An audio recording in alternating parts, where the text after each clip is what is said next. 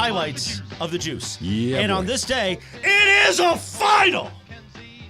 OJ Simpson passes away after a very short, publicized battle with cancer. It didn't seem like he had it that long, but he might have had it a long time. He went fast. Once it went public to today was a relatively short period of time. And I'm glad you're back because you and I have spent a lot of time talking about this story. You and I have spent a lot of time talking about the story. Al, you've heard me go on and on. Oh, yeah, how... I guess the word is fascinated. Buenos dias. Roars to you guys over there. How are you feeling? I want to kind of lay this out really quickly, and we're not going to spend all day on this, but I do think that this is fascinating because I'm fairly certain in modern history, when we're not talking about like a world war or anything like that, right? This is the most bizarre story that I've ever encountered, and it's certainly the most layered that I can think of. And I just kind of want to rip through this really quick about all of the different parts of this man's life and how he was a part of this story. He was a college football legend. He won the Heisman Trophy. Okay, he has this iconic run against UCLA to send SC to the Rose Bowl. He was an NFL star. He was the first player ever to run for 2,000 yards in a season, in a 14-game season, by the way, which is extraordinary. He was the face of the league, not a good player in the league. He wasn't, Derrick Henry as a running back. He was Patrick Mahomes. He was the face of the league for a good 4 or 5 years. He was a pitch man like no other. He had the best accounts, right? He's dealing with Hurts. He's everywhere. You couldn't turn on your TV. Think Charles Barkley. The way you see Charles Barkley on everything today, that was OJ Simpson. He was a movie star, a legitimate movie star. He was in lots of incredibly successful commercial movies. He was a television host where he was both doing games and he was both in the studio. You could not turn on your television on NFL Sunday long after he was done playing where he wasn't a part of it. He was the man around town. If you grew up in Los Angeles the way that Chris did, the way that I did, you could not run into OJ Simpson at one point. You would see him around town. He was everywhere. He's an accused murderer. 2 people, his wife and her friend. He was the centerpiece. He was the defendant in the trial of the century, literally the trial of the century. He was the flashpoint. He is the spark for a conversation and a entire litany of discussions involving race in Los Angeles. He is the center of that. The verdict is one of the most memorable courtroom verdicts we've ever seen in our life. He became this grotesque caricature of a villain over 20 plus years, where he almost seemed to be reveling in getting away with murdering his wife and another person. He was convicted of a different crime for stealing his own stuff back and was sent to prison for a really long time. For something that was a relatively low-stakes crime. He became some weird Twitter celebrity in modern society. He was a pariah. He was universally disliked by everybody. There were people that are happy he got away, and I understand why in retrospect. I certainly get that. To today, where he died. And nothing about his death has anything to do with the first 90% of this list that I just talked about. It's all about the last 10%. Have we ever seen anything like that? No. Ever? No. And just to talk about the magnitude, I remember, the old morning show, we spent a lot of time playing some of his Twitter stuff to almost make fun of him and what he had become when he first got on Twitter. But this radio station, we ran the verdict from Vegas live. We dedicated an hour of airtime. We ran it uninterrupted live from Vegas in that courtroom because that's who he is. And as somebody who was 11 years old when the murder happened in 1994, I knew O.J. Simpson as the guy from the Hertz commercials. Sure. Run, O.J., run. The kid saying it. Jumping over the suitcases. I knew him from the Naked Gun movies where he was hilarious. That was my first takeaway of O.J. as a kid in Los Angeles. And then my parents telling me, oh, he was a football star. Then watching NBC football and seeing O.J. and me being excited. O.J. was a hilarious, amazing person. And then he murders 2 people allegedly or is accused of it. And then the chase. I was sitting on June 17th, 1994 at Dodger Stadium with my father while they put the chase up on the big screen. Wow. At Dodger Stadium. A Friday night at Dodger Stadium, everybody and people who were bringing TVs, those big old remote TVs. Yes. Think about this before the technology of our phones, right? And where we live now with social media. That was an amazing moment. We did a 30 for 30 at this company about that day because there was all these other things, the U.S. Open, the NBA Finals, the Stanley Cup Finals, World Cup. the only World Cup. And the only thing we remember from that day is that was the chase, which Los Angeles, now the traffic wasn't as bad as it is now 30 years later. Los Angeles stopped that day. Sure Every did. network news, they went to that. Okay? That is how incredible that man and his life and the things he did became. I want to take a listen to this because what Chris was just describing, this was the NBA Finals were taking place as the chase started. And they put a split screen during the NBA Finals, and in the split screen, in the smaller box, was the NBA Finals, and in the larger box was the split screen. So what it sounded like.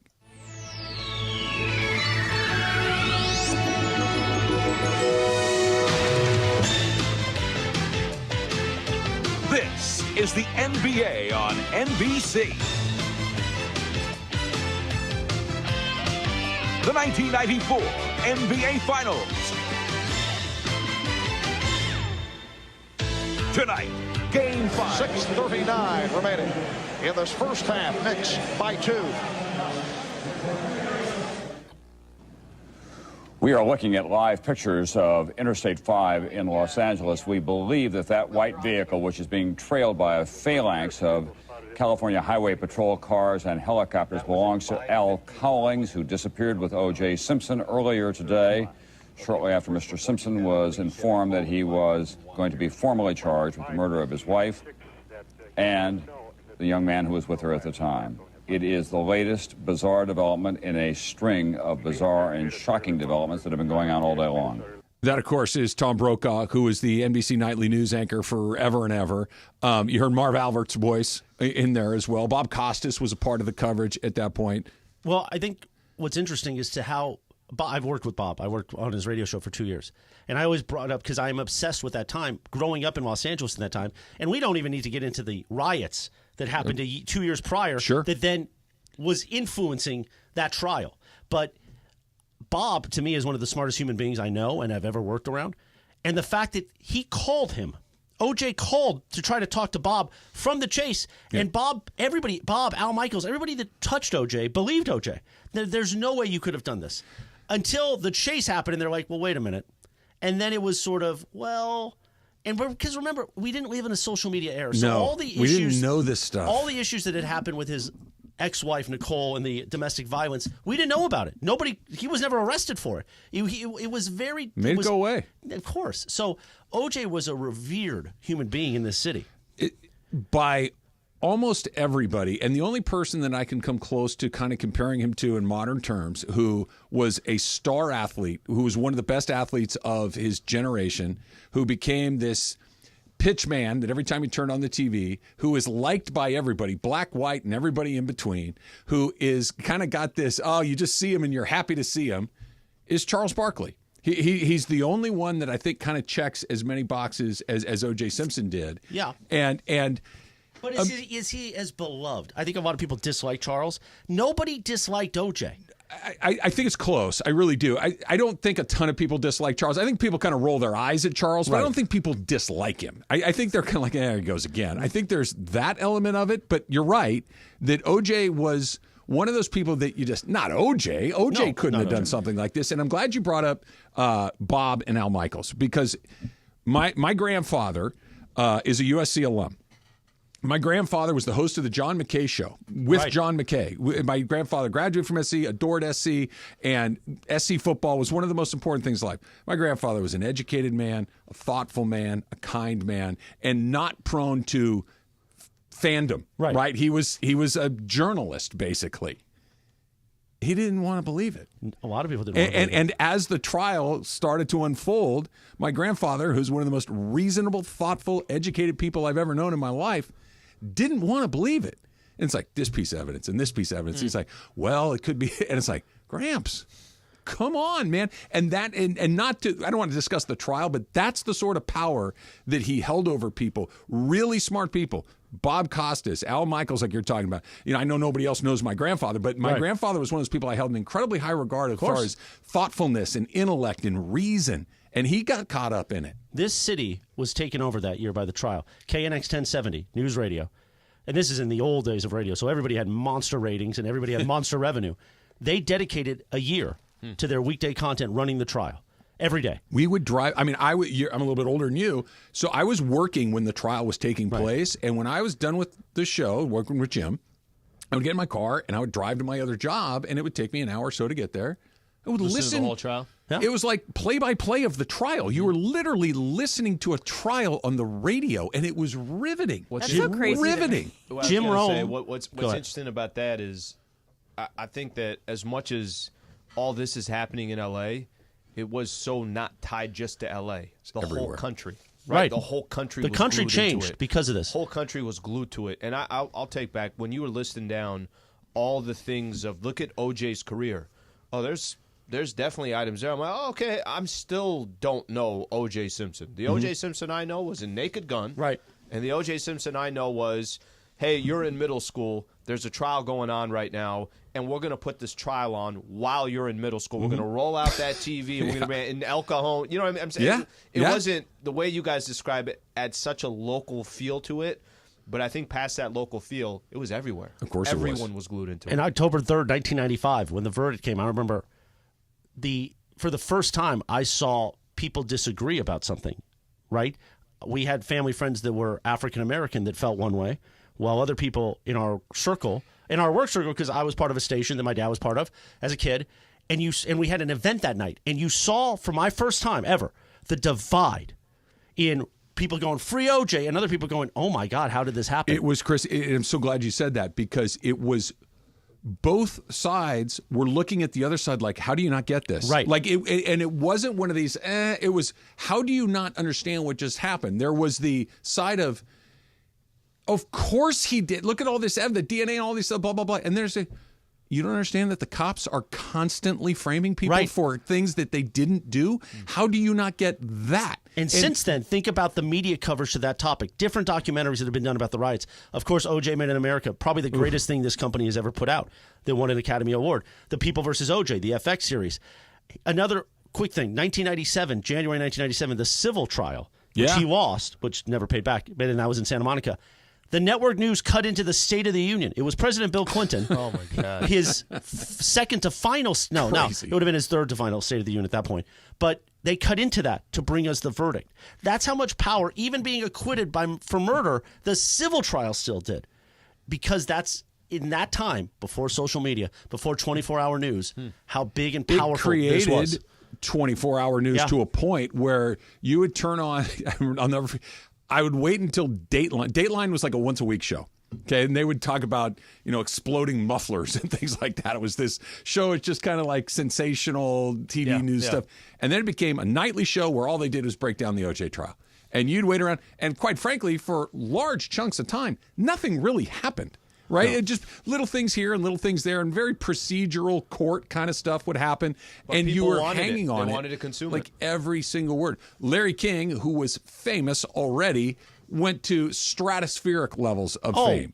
Absolutely. He had Johnny Cochran one night. He would have Bob Shapiro one night. It was just this endless parade of these characters and people and lawyers and cops and everything else. The Kardashians are involved in this. Yes. Yeah, it's Jim Rome surreal. saying Orenthal. That sticks in my head. That helped make him known. John and Ken, the afternoon drive for KFI, they just split up, or Ken retired, and now Mason and Iron are the longest running duo. That built them. Their daily OJ report about what was going on from a local point of view made their show. Final thing I want to say is, and I say this to you every time we pass by what was his house on our way to Riv. Yeah. The man's life was he woke up famous, beloved, rich. Universally beloved. He drove 5 minutes to Riviera to play golf every day, where I don't even know if he was a member. He didn't need to be a member because everybody wanted to play with OJ. And he screwed it all up, allegedly. And think about the amount and the millions he left on the table with what has become with sports in the NFL. when you think of the money Buck, Aikman, Terry Bradshaw, Howie Long, these guys make, and we've been watching them every Sunday for 30 years. OJ would have been part of that. He would have been worth hundreds of millions of dollars now because he would have been the guy. There is no Michael Strahan without what OJ built. And think about how badly he screwed everything Can up. I throw one thing and on murdered, top of that? Allegedly, 2 people. Destroyed their lives. He did all of that and then didn't slink off and just disappear like, okay, I'm never going to show my face in public again. Right. He's walking around with his chest Gloated out. in it. He wrote a book saying, if I did it. He's walking around with his chest out like, hey, yo, you guys remember me? Right. Remember that And whole Nicole's thing? family that was made pretty that wild. font smaller, Right. the if smaller, in the civil suit, so it says larger, I did it. And again, don't want to lose the fact that 2 people were murdered, course. and we never had any justice for those 2 never people justice. that were murdered. He didn't ever take any shame in it. No. He not even any shame. He was kind of winking at you the whole time. He was kind of going, hey, Twitter world. You guys get Exactly. it, right? You well, guys and the 30 get it, right? for 30 touches It's insane. on the kind of sociopath he was from the beginning. And he uses his identity when it's helpful for him. He uses the parts of himself, and I know he said this himself. I'm not black, I'm OJ. He used that to when it benefited him. He used his blackness when it benefited him, and he used everything else when it also benefited him as well. And that is the ultimate contradiction of the person of OJ Simpson. And I know OJ as only this kind of mythic, almost like idea of all these things that were catalysts afterwards. And I think that's why so many, like you've talked about, so many media empires were built on this trial. Reality television essentially is built on this trial. Yeah, you're right. There's so much about what our media world it was like for 20, 30 Influenced years by this? that were built by the OJ Simpson trial, OJ Simpson the man and what he did and what he was accused of doing. No doubt. And he is marred in this kind of just disgusting area, and it's just so hard to wrap your mind about. And he who liked he it, is. and I'll keep saying it, like everything Em said, co-sign all of that, and he was like, "Yeah, I did." Yeah. It's not like, "Yeah, I did." It was, she nailed it. Yeah, I did do all those things. It's like, well, he was a monster. Oh, But no. prior to being a monster, He was a monster. He was a monster, but he was everybody's favorite person before he morphed into a monster. Well, he Yeah. was It's- always that monster and just hit it. Oh, I'm for as sure he long was, as but I'm talking probably from the can. public perception. Sure, of sure, course, sure, yes, and you're right to bring that up. But this was if you asked 100 people, hey, what do you think about OJ Simpson? Hey, OJ's cool. I love OJ. Great player. He's on TV all the time. He's in the Naked Gun. I love OJ too. Oh yeah, man. I don't know. I mean, it like that. I just hope that Nicole's family and Ron Goldman's family has at some point found peace in all of this, but I can't imagine how you could have with what happened with his life, his legacy, and what happened today. I don't think you ever could, right? I mean, just so difficult. Anyway, that's your It's interesting. Our OJ, was he 76? 76. 76. Gone. I don't know if it deserves an RIP. OJ No, is dead. not really. OJ is dead. Yeah. OJ died today. Because even if you believe, and my final thing, and I got a meeting, shockingly, if you believe that somehow, despite the mounds of evidence, that he didn't commit that crime, he still wasn't a great human being to his wife before and the wife before then. So, and probably wasn't a great father after our words. So, I think that's fair to say. Yeah, so. I think, real quick before you go, Yeah. who wins the Masters? well, this rain delay isn't good for Tiger if we were still pulling for Tiger because he's going to have to play the back end of round 1 tomorrow morning. Yep. It's going to be wet. It's going to be cold. I'm going Brooksy because I still want Brooksy and Jenna. And now, who's their new son? Oh, I don't know his name, but I should know his name, considering how much of their social media I consume. But I would love them to be running through Augusta. I want to see Jenna. But usually men or the females don't go to the champions dinner. But I think I Brooks don't think so. I should think make it's sure. just the winners. I think Brooks says, you know what, Jenna has to be here. Exception to the rule. What if I told you this? What If you say Scotty Scheffler, I'm going to get annoyed. No, that's the right answer, but that's not what I was going to tell you. What if I told you that Alan Sliwa was in a Masters pool? Yeah. Is it the Beto one? Yeah.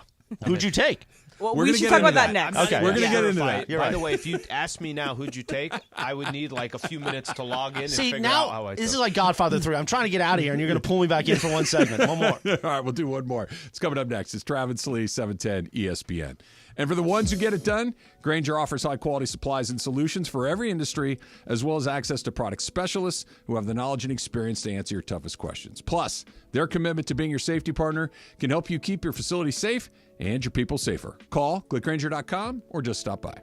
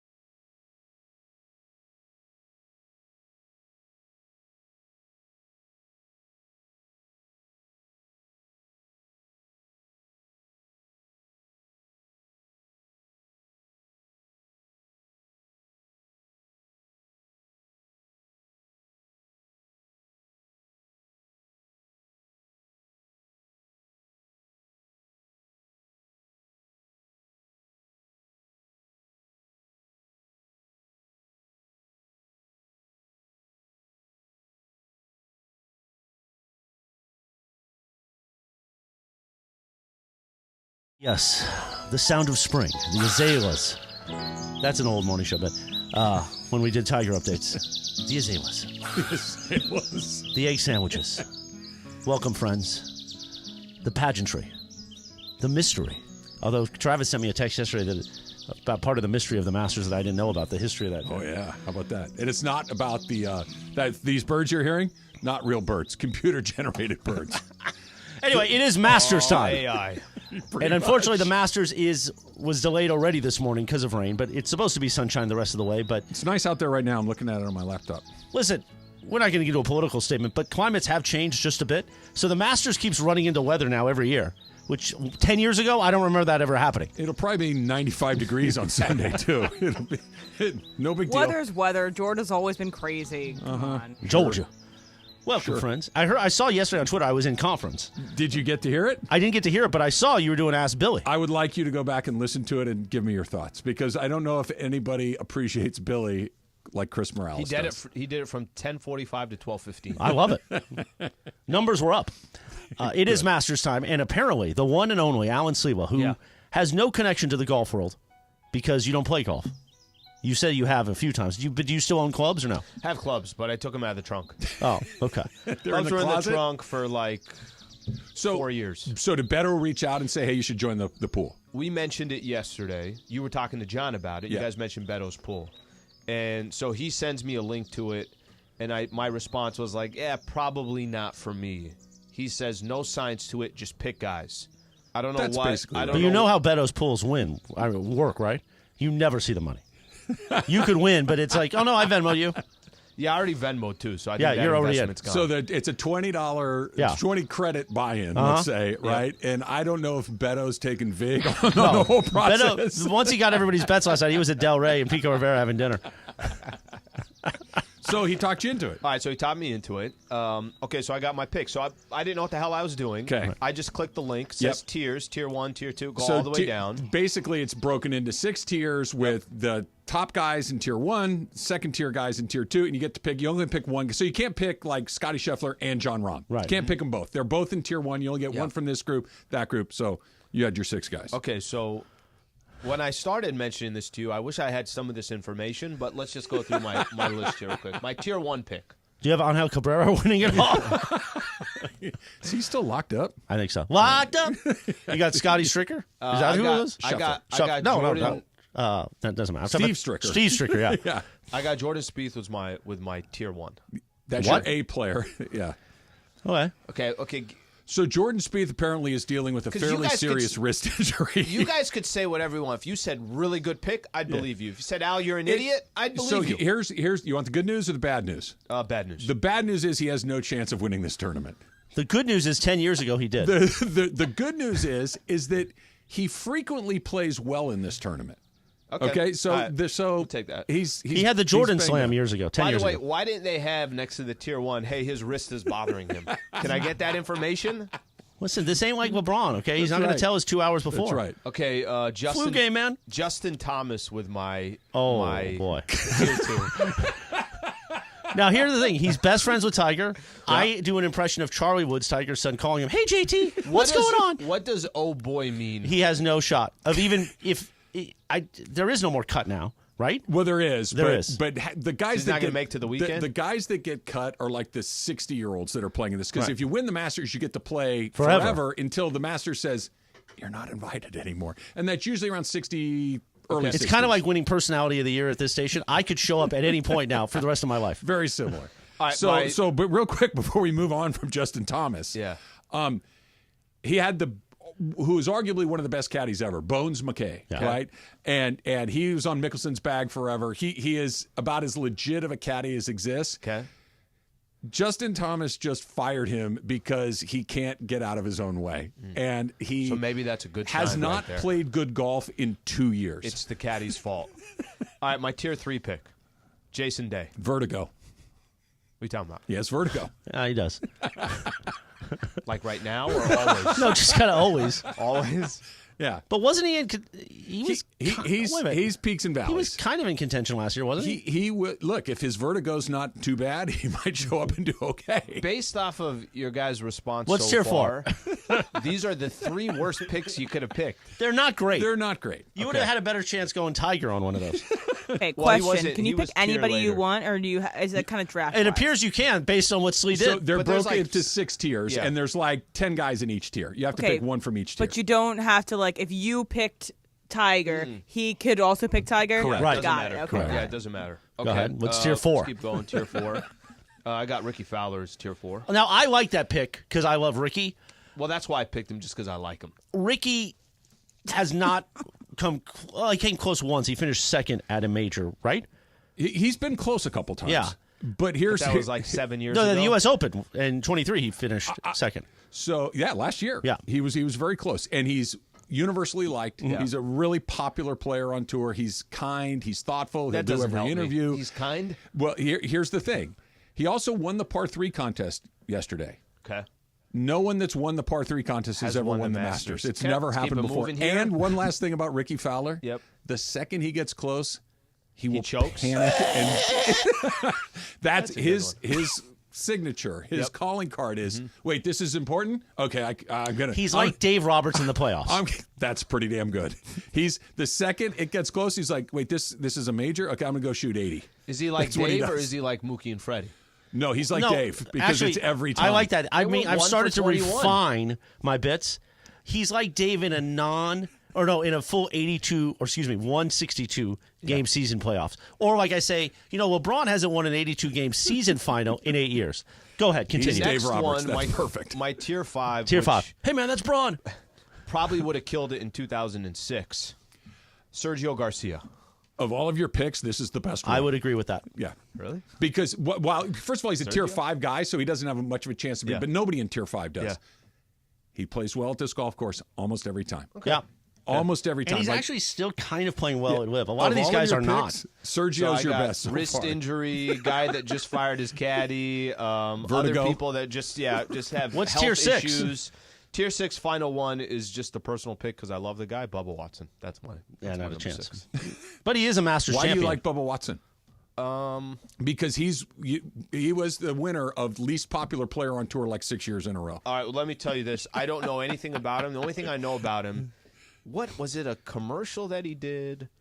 What did he do? I'd have to look back. There was some social thing years ago that got me kind of Bubba. He always just kind of, maybe it's the name too. I don't know what the hell it is. Was it about he used to wear the pink shirts? He was a great player for like a 4 or 5 year window. He was terrific. Sunday afternoon, I watched my first LIV.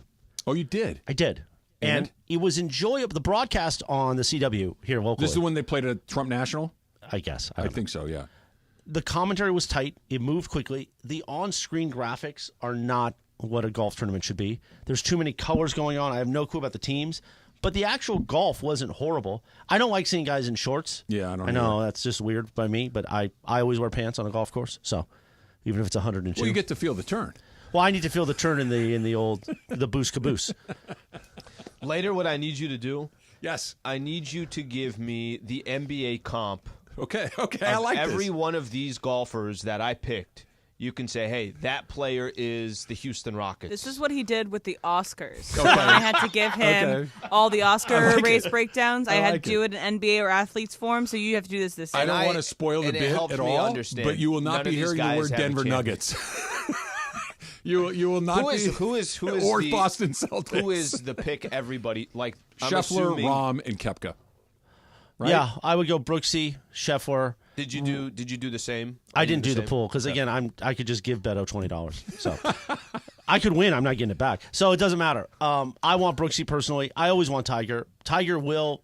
The only chance Tiger has ever of winning another maybe tournament, frankly, is this golf course. Fair. Especially on a rainy weekend because his knowledge of the course and his confidence, and he seems extra confident. And Freddie played with him the other day and said it was amazing, but they always say that. So this is the only time. So I'm always going to pick Tiger as long as he's playing in it. But Brooks, I would love to see win. Just for the chaos of it all, I would love to see a LIV guy win. John Rahm won last year and then went to LIV. And Koepka could win. John Rahm Cam could repeat. Smith could win. Cam Smith, yeah. I'm not a big Cam Smith guy, but yeah. He could win, though. Rory, for some reason, a lot of money is on Rory, and the odds were like 10 to 1. You see what Tiger said about him yesterday? Yeah, but I just don't buy it. What did he say? But Tiger doesn't blow smoke. That's not Tiger's style, really. So I was kind of on the... So what he said yesterday, somebody asked Tiger during the press conference, Rory McIlroy needs the Masters to complete his career Grand Slam. He's won the other majors and a couple of them multiple times.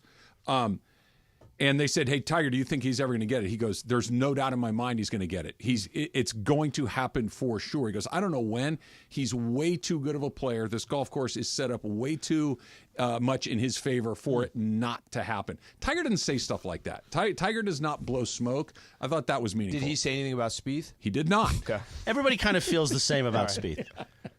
Okay, Speed. Here's the thing. Speed's got nothing on Justin Thomas. Just to that's his best buddy. So he double would say, down. Nothing on like if he that. said it about Thomas, you'd be like, yeah, they're boys. Like, I don't know. Right. Here's the thing. Here's the Justin Thomas comp. If we had a basketball team, now maybe I was once great in high school, but I would be part of the team. Because it's like, Chris is just great on the bus. He's fun to hang out. He's great in practice. Yeah. But when it's game time, Chris is seeing maybe a minute of playing time. If we're really trying to win, we send Chris out there to foul somebody hard, and we all laugh about it. That's Justin Thomas. Yeah. Tiger loves to hang out with him. They love playing in practice rounds. But that's about it. Okay. He's Bronny Jr. Hey, come on now. Now that's a low blow, man. I'm going into the draft. Let's go to the transfer portal. All right. I will try to come up with some NBA equivalents for you at one point or another. The Lakers off tonight in Memphis tomorrow. 2 games left on the season. And here we are all over again in the 9-10 trying to figure out what's coming up next. And why are we even here? That's coming up. It's Travis and Sliwa, 710 ESPN. Sliwa, I don't know if you still have time, but you should go to Prize Picks and open up their PGA Tour and see if you can get the less than on all of your picks in the pool. Because I think that's a very good opportunity for you. Go under, right? Go less than on your, and that's what Prize Picks is. You pick between 2 and 6 players. You decide more or less, and you can win big money. And if you use the promo code 710, ESPN 710, they're going to match your first deposit up to $100. All right, let me go back to what I do know, which I think is the NBA. Zion and the Pelicans taking on Domantas Sabonis and the Sacramento Kings. That's coming up tonight. Obviously, that game's got a lot of implications for the Lakers. All you got to do is pick more or less, like Travis mentioned. Zion tonight, 26.5 points, more or less. Domantas Sabonis, 18.5 points, more or less. It's a key game for the Lakers, key game for both of those teams. Even days that the Lakers don't play or your home team doesn't play, it's still fun to play these games. You can pick games that have influence on the team that you're cheering for. Download the app today and use the code 710 for a first deposit match of up to $100. That's code 710 on Prize Picks for a deposit match of up to $100. Pick more, pick less. It's that easy.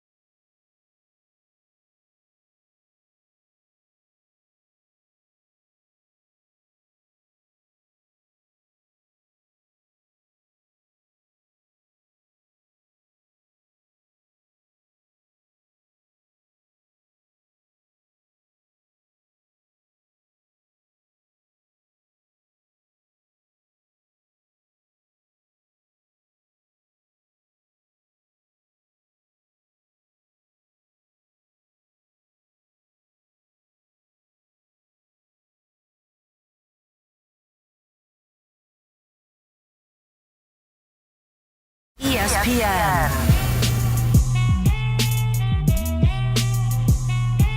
All right, so we're going to get to the Lakers in a minute. Busy day, Al. We've got OJ Simpson's death. Yeah. The opening round of the Masters. My picks. Your picks about the Masters. Let's just say... You know what's going to happen? What you know what I was joking about? Although, you know, the person who doesn't watch college basketball and picks based on color wins the pool. That could be you. Well, I should have went straight like style of clothes. That's what I should have went with. Not bad. Amount of Instagram followers. Amount of Instagram followers. Perfect. The Lakers, of course, have their backs up against the wall as they head into the final 2 games of the season. We'll get into that. But now we got this. Yep. There is a press conference literally currently taking place where a variety of government agencies are talking about the Shohei Ohtani / Ippei Mizuhara story, scandal, crime, whatever you want to call it. And he was officially charged with federal crimes, bank fraud among them. I want to read you a quick tweet from Alden Gonzalez because there is some very new information in here. This is Alden's tweet. Ippei Mizuhara, Shohei Ohtani's longtime interpreter and confidant, has been charged with bank fraud after it was discovered he transferred more than $16 million from Ohtani's account to an alleged illegal sports book, federal authorities announced in Los Angeles court. Let me say that again. He's charged with, Ippei is charged with bank fraud, federal bank fraud, after it was discovered he transferred more than $16 million. So we've been talking about, a couple weeks now? Yeah. About a $4.5 million alleged theft. It's $16 million, according to the press conference. $16 million, Slee. I'm trying to figure out, and I know all the pieces are still trying to come together, but the difference between $4.5 million and $16 million is a crazy amount of money. The $4.5 million was crazy enough. Like anything that you went up from there, it's like, all right, well, what?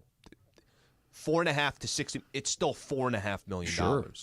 It's still trying to figure out, and let the details eventually, work themselves out. But I just kind of go back to this. And this is just my own personal opinion. Either one of two things: there's a great cover up here, and Shohei's not involved, and that's it. The other side of it too is like, how the hell do you lose that much money and not know? How are you making $200,000 or $300,000 and you're able to steal $16 million? Listen, I'm not going to sit here. I'm not trying to play conspiracy theory, any of that stuff. None of this makes any sense to me, my brother. It really doesn't. Like I'm just, maybe I'm being too. I don't think you're being too anything. Literal. But no. The common sense makes no sense to me. It stinks. I said it the day we were at Islands in Manhattan Beach. Yeah. Right. The opening day of the tournament, and I said it to you at the time. I said, "This story stinks.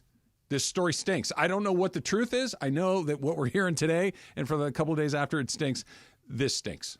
Still stinks. I don't know what it is. I know that."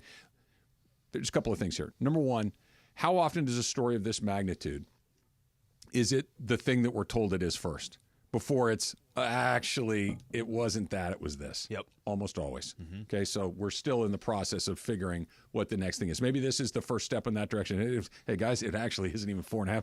It's 16. Okay. So there's that. I don't believe anybody ever about anything, so I'm prone to cynicism to begin with. Where I'm on the other side. I know you are. I believe a lot. I don't believe this. And I'm with you on this one. Yeah, it just doesn't add up. Bill Simmons said something on his podcast that I thought was good. He goes, "We're just the guy that made $200,000 had a $4.5 million gambling. We're just going to go with that." No, okay, no, of course not. Guy made $200,000 has a $16 million debt versus however theft, he took. Yeah. Okay, so I think that what you said about there are two things possible here. I agree with you. I want to let's assume for a second that all of this, or at least is in the ballpark of accurate, okay? How has Shohei Ohtani not fired everybody that works for him? Because here he has two options here, right? You can't fire yourself. The people, okay, let's start there. That's option number two. Okay. That's what you just said is option number two, which is, might have something to do with this. That's option number two. Option number one is, he has hired his personal assistant / interpreter / best friend, however we want to characterize Ippei, his agent, his accountants, for lack of a better word, and I would imagine there's more than one. What's Shohei Ohtani's net worth? A few $100 million on the low end? Easy. On the low end, Easy. right? Just because he's making, right. I think, 40, 50 on just endorsements. Let's just ballpark it at Shohei Ohtani's net worth is $500 million.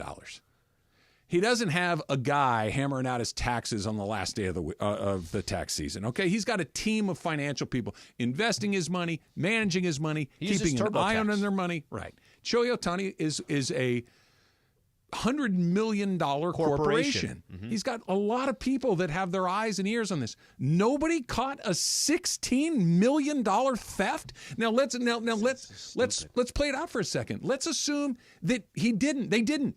How is everybody not fired?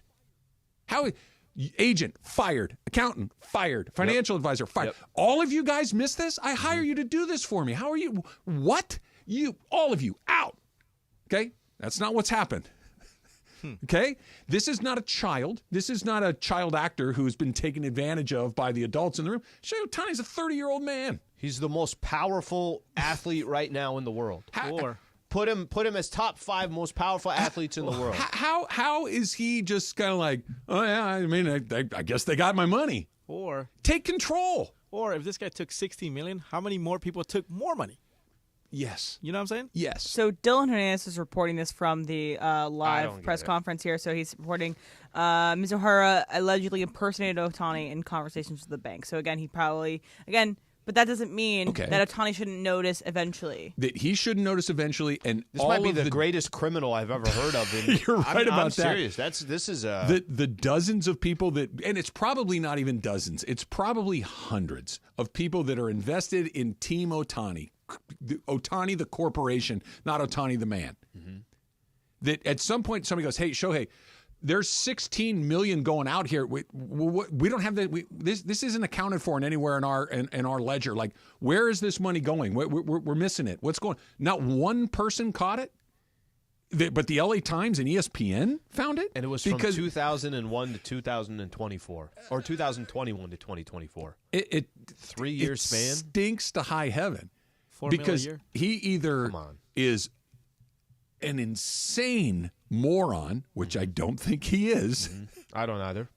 Or he had the most incompetent people working for him, and he's allowing them to continue. Now, maybe he's in the process of cleaning house. I can't imagine that he wouldn't be. If the gatekeeper to Team Corporate Sliwa let $16 million go out the back door and they didn't see it, you keeping that guy on? Keeping that guy around? But that's like the way you're explaining it is, I can't even comprehend any of it because I just don't believe it. That's my problem. My problem is it's just. But that's what they're asking you to believe. Though. I know, and it's too idiotic to think someone of that magnitude and that power cannot know 16.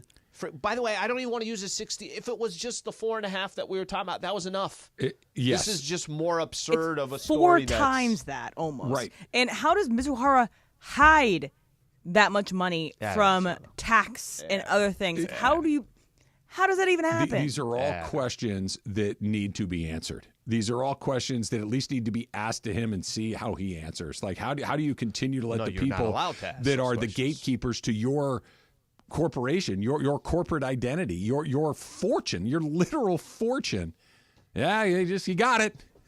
Hey, you impersonate me. Somebody somewhere needs to be on these, and it's not one. Again, it's a team of financial experts. Somebody goes, wait, hold on a second. Okay, we get X amount from this face cream. We get X amount from New Balance. We get X amount from the Angels. We get X amount from New Balance. Whatever it is, this doesn't add up. There's somebody opened an account over here. I didn't hear anything about that. Hey, get Shohei this account over here where there's 16 million going out. We need to account for that. What is that? Hey, Shohei, what's that account? What do you mean there's 16 million? I didn't open that account. Okay, we got him. That never happened? And what you're failing to realize is we're talking about this after Shohei signs a 10-year, $700 million deal. He wasn't making this money with the Angels. He wasn't making that amount. You see what I'm saying? Yeah. That he's not. Yes, I get it. He's going to get 70 a year. I get it. It's deferred. I get it with the Dodgers going to make a lot more just because of the endorsements. That wasn't happening. But he was making $30 million with the Angels, and he was last year. This was and from the year 2021 to 2024. What he's making now is probably double or triple what he was making, but he was still pulling in probably between all of his income, probably close to $100 million a year. He's the most famous person in a baseball crazy place. He's super famous here. He was making a ton of money, but not enough to have 16 disappear. This is what I was going to say. I don't question any of that. 2021, he made $3 million with the Angels. I'm just talking about with the Angels. Yeah. I know the endorsements. God knows how much he's making. 2022, he made $5.5 million with the Angels. 2023, last year, is when he made his 30. Yeah. So it's for what it's worth. Inexplicable. None of it makes sense. Yeah, it doesn't make sense. And Michael Kay, the voice of the Yankees and talk radio show host in New York, asked some very important questions that I would like to co-sign. We'll get into that coming up in a bit. All this breaking news is brought to you by Valvoline Instant Oil Change, home of the 15-minute drive-through oil change. And a little Hey Did You See coming up next. It's Travis and Sliwa, 710 ESPN.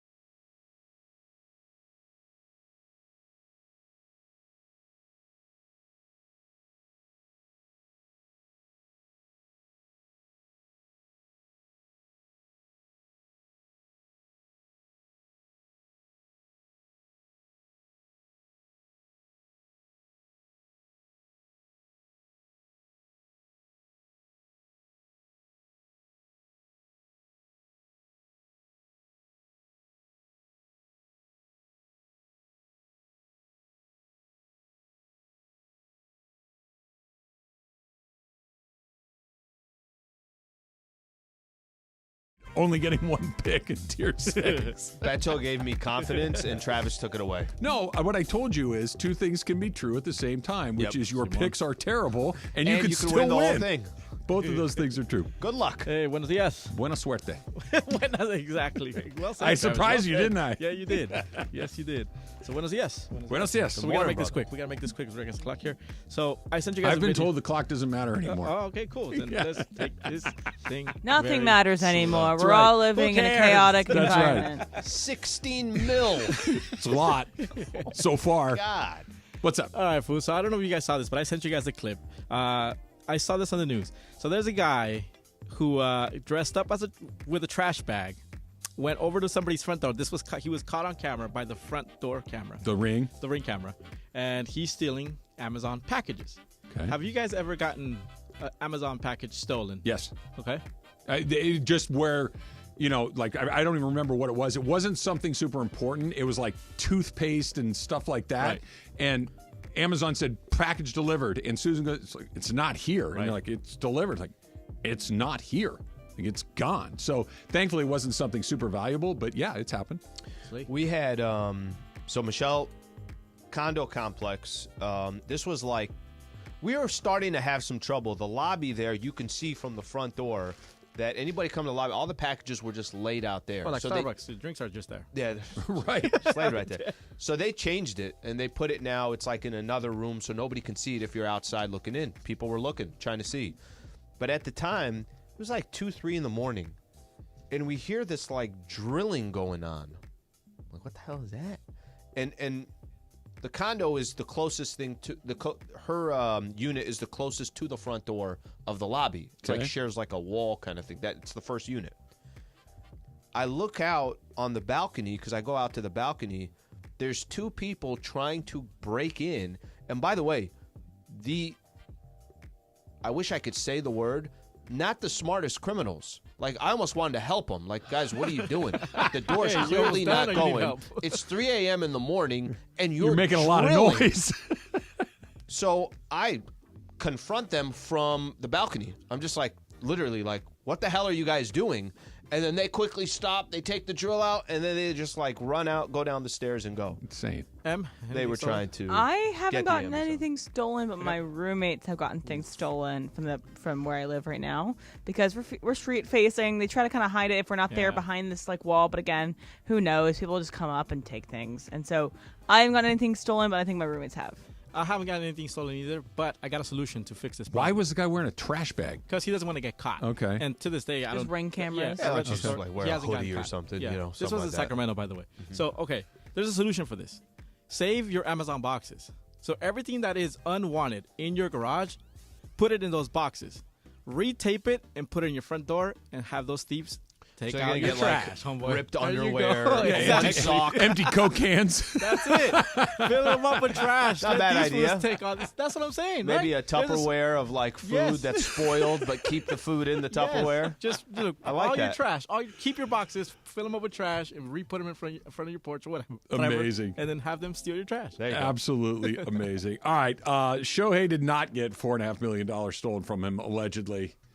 16. Maybe you want to answer a question or two about this, and I'm not the only one who thinks so. That's coming up next. It's Travis and Sliwa, 710 ESPN. And how about this? Next Gen? Official AC Heat and Plumbing Company of SoCal sports fans like me, like Slee. That's right. Next Gen is the absolute best in the biz. That's not just my opinion because I've had them out and had them do some stuff at my house, but rather the thousands of 5-star reviews online that also prove it. And right now, you can find out for yourself. You can get a full 28-point full heat and AC safety inspection and tune-up.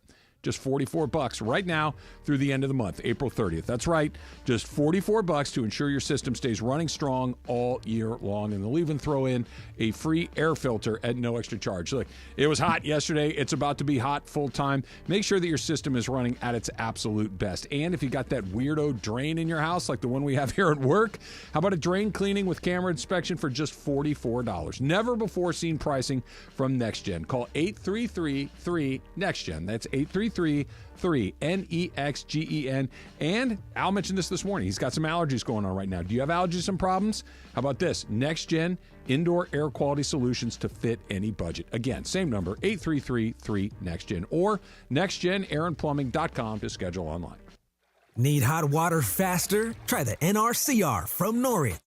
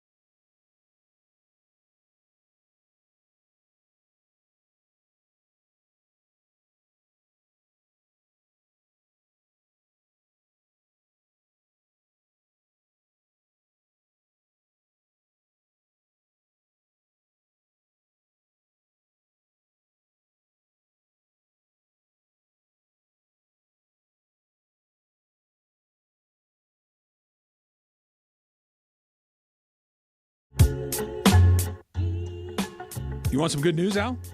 What do we got? That it is Masters Week. Yep. And anyway, am I telling you? You know this. You're in a Masters pool. You know all of this stuff, Sounds right? so weird that I'm in a Masters pool. You're in a Masters pool. It is Masters Week, and if you listen to our show all week long, the Travis and Sliwa Show, you can qualify to win the ultimate golf and spa luxury experience at Pacific Palms Resort, LA's Hilltop Hideaway and #1 work and play resort. And just for qualifying, you can get a $50 gift card to the lavish Red Restaurant at Pacific Palms. You can celebrate Masters Week all week long right here on the Travis and Sliwa Show with Pacific Palms Resort and 710 ESPN. Here's your good news, Al. Okay. Here's the Masters leaderboard. So they're on the course. They're playing golf. Okay? Somebody by the name of Ryan Fox, who I literally have never heard of, is leading the tournament at 500 through 8 holes. Okay, so weird stuff happens. Eric Van Rooyen, who was one of the last guys to get into the field, second place at 4 under. Knew I should have took him. Some On, Willett, Olson, DeChambeau, Connors Moore, De La Fuente, and Lamprecht. There's not a name. Now, most of it's because the real guys haven't started to play yet, but these are good scores. These are going to be scores that are going to be hard to go out there and knock down later in the day. So I know DeChambeau. He's the only one, and he is 2 under through 10 holes. So he's right there. De La Fuente is an amateur. Jorge, he is 1 under through 12 holes. Jorge's got a lot. Jorge's got a lot on De La Fuente. That's the guy from Guadalajara, I think. Is it? I don't know. I'm just it could be. You never know. What if he was like the sneakiest golf guy ever? I was going to say, you could have said anything right there. We're like, really? I know so much about. He's like the Jose Calderon of the NBA. Yeah. Wait, where's it like? De La Fuente, #1 on the Latino America tour and shots gained on approach. I'd be like, yeah, okay, sure.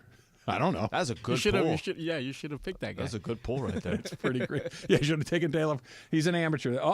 Wait. No, still there. All right, so we'll keep you up to speed on the Masters all day long. We're going to get to the Lakers in a second, but Shohei Ohtani and the Ippei Mizuhara, what are we calling this? Story? Investigation? Yeah, investigation. I would probably lean more towards scandal, but investigation. So there was a press conference today and where the various government agencies were kind of laying out the alleged crimes.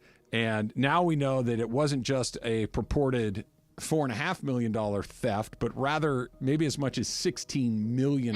And it started in 2021. And I'm reading this from Alden Gonzalez's article on ESPN if you want to check it out. So these are all new wrinkles to the case. The story that broke too was also that, look, Shohei Ohtani has been cleared of being involved in this by federal investigators reportedly.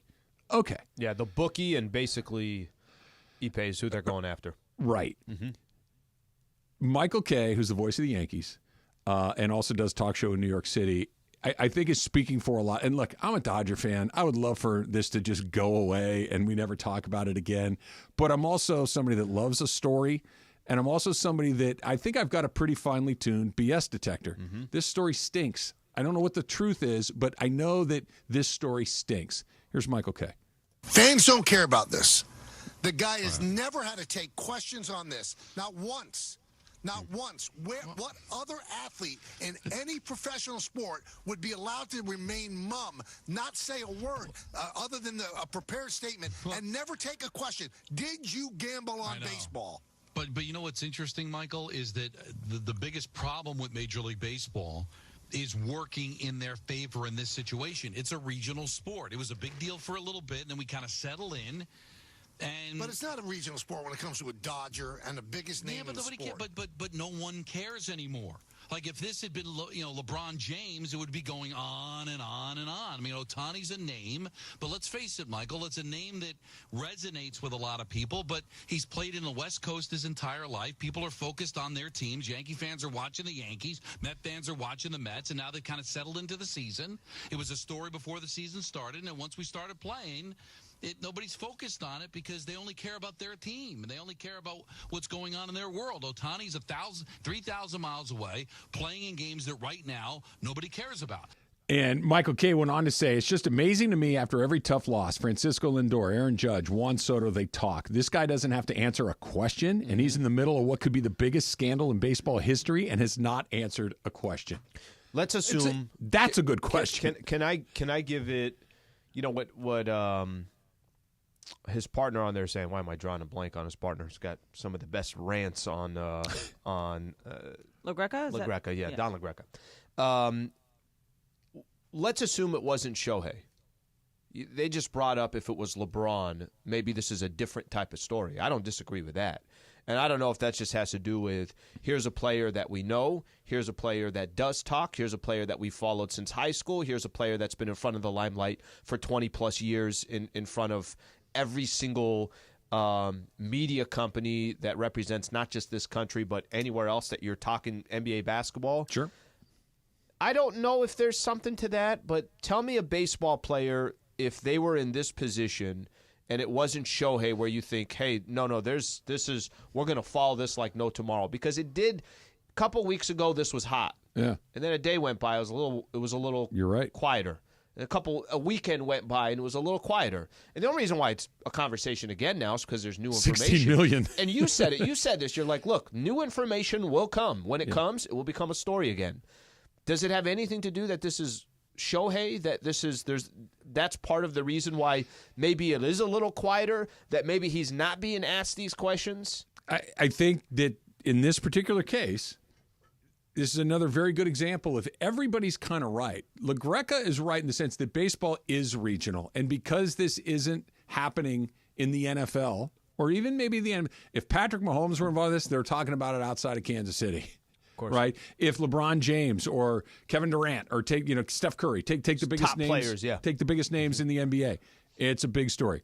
Baseball is pretty regional, and that's why I think the temperature's turned down. But I think Kay is actually a little more right, that the Ohtani of it all kind of negates the regionality. That Ohtani is not just L.A. famous. He's not just baseball famous. He's internationally famous. Shohei Ohtani is one of the most famous athletes walking around on earth. He is. He happens to be a baseball player. He happens to be Japanese, but he's as famous as they come. So I am surprised that this is as tempered as it has been until today. That he has, and I get it, he speaks a different language as his native language.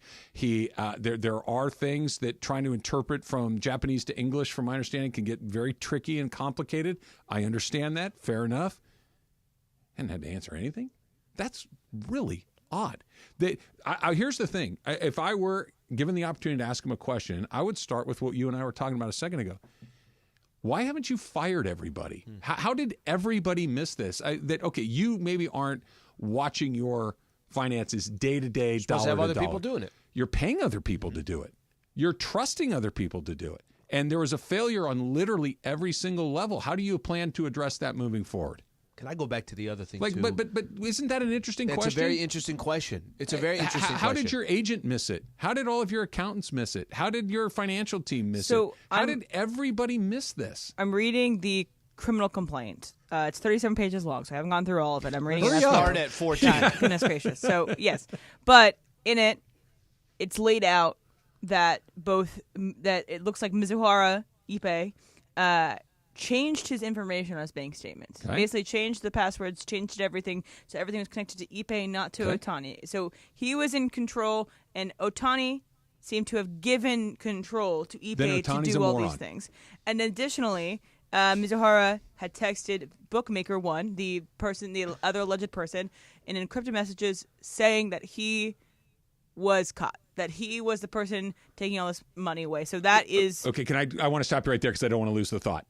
The first part. Well, he altered the statements and changed the passwords. So you're telling me the only person that has the ability to balance these accounts is Ippei? That a $500 million man has one guy looking at his books? Shut the blank up. That's absurd. What, do you get it out of a whiteout and a sharp pencil?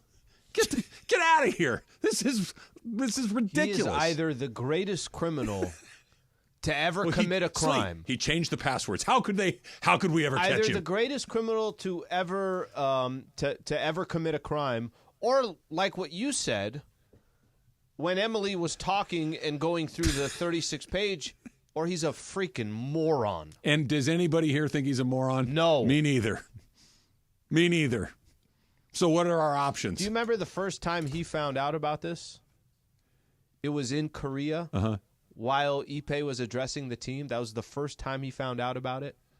Like, not on the side, not like through, insane. hey, there was his own investigation going on because he thought Ippei might be doing something? So here's additional information that I can read. Again, maybe these answer some questions that you have. So in quote, in 2018, Mizuhara accompanied Ohtani, who did not speak English, to a bank branch in Arizona to assist Ohtani in opening the account and translated for Ohtani when setting up the account details. Ohtani's salary from playing professional baseball was deposited into this account, and he never gave Mizuhara control of this or any other financial accounts, according to the affidavit. Mizuhara allegedly told Ohtani's U.S.-based financial professionals, none of whom spoke English, that Ohtani denied them access to the account. Wait, read that sentence again, please. Mizuhara allegedly told Ohtani's U.S.-based financial professionals, none of whom spoke Japanese, that Ohtani denied them access to the account. Okay. Additionally, this is from the... okay, I want to stop right there for again, because this is good. And we'll come back and we'll talk more about this. Yeah. But I do believe that Ippei is the bad actor in this. I believe that to be true, or at least he's one of the bad actors in this scenario.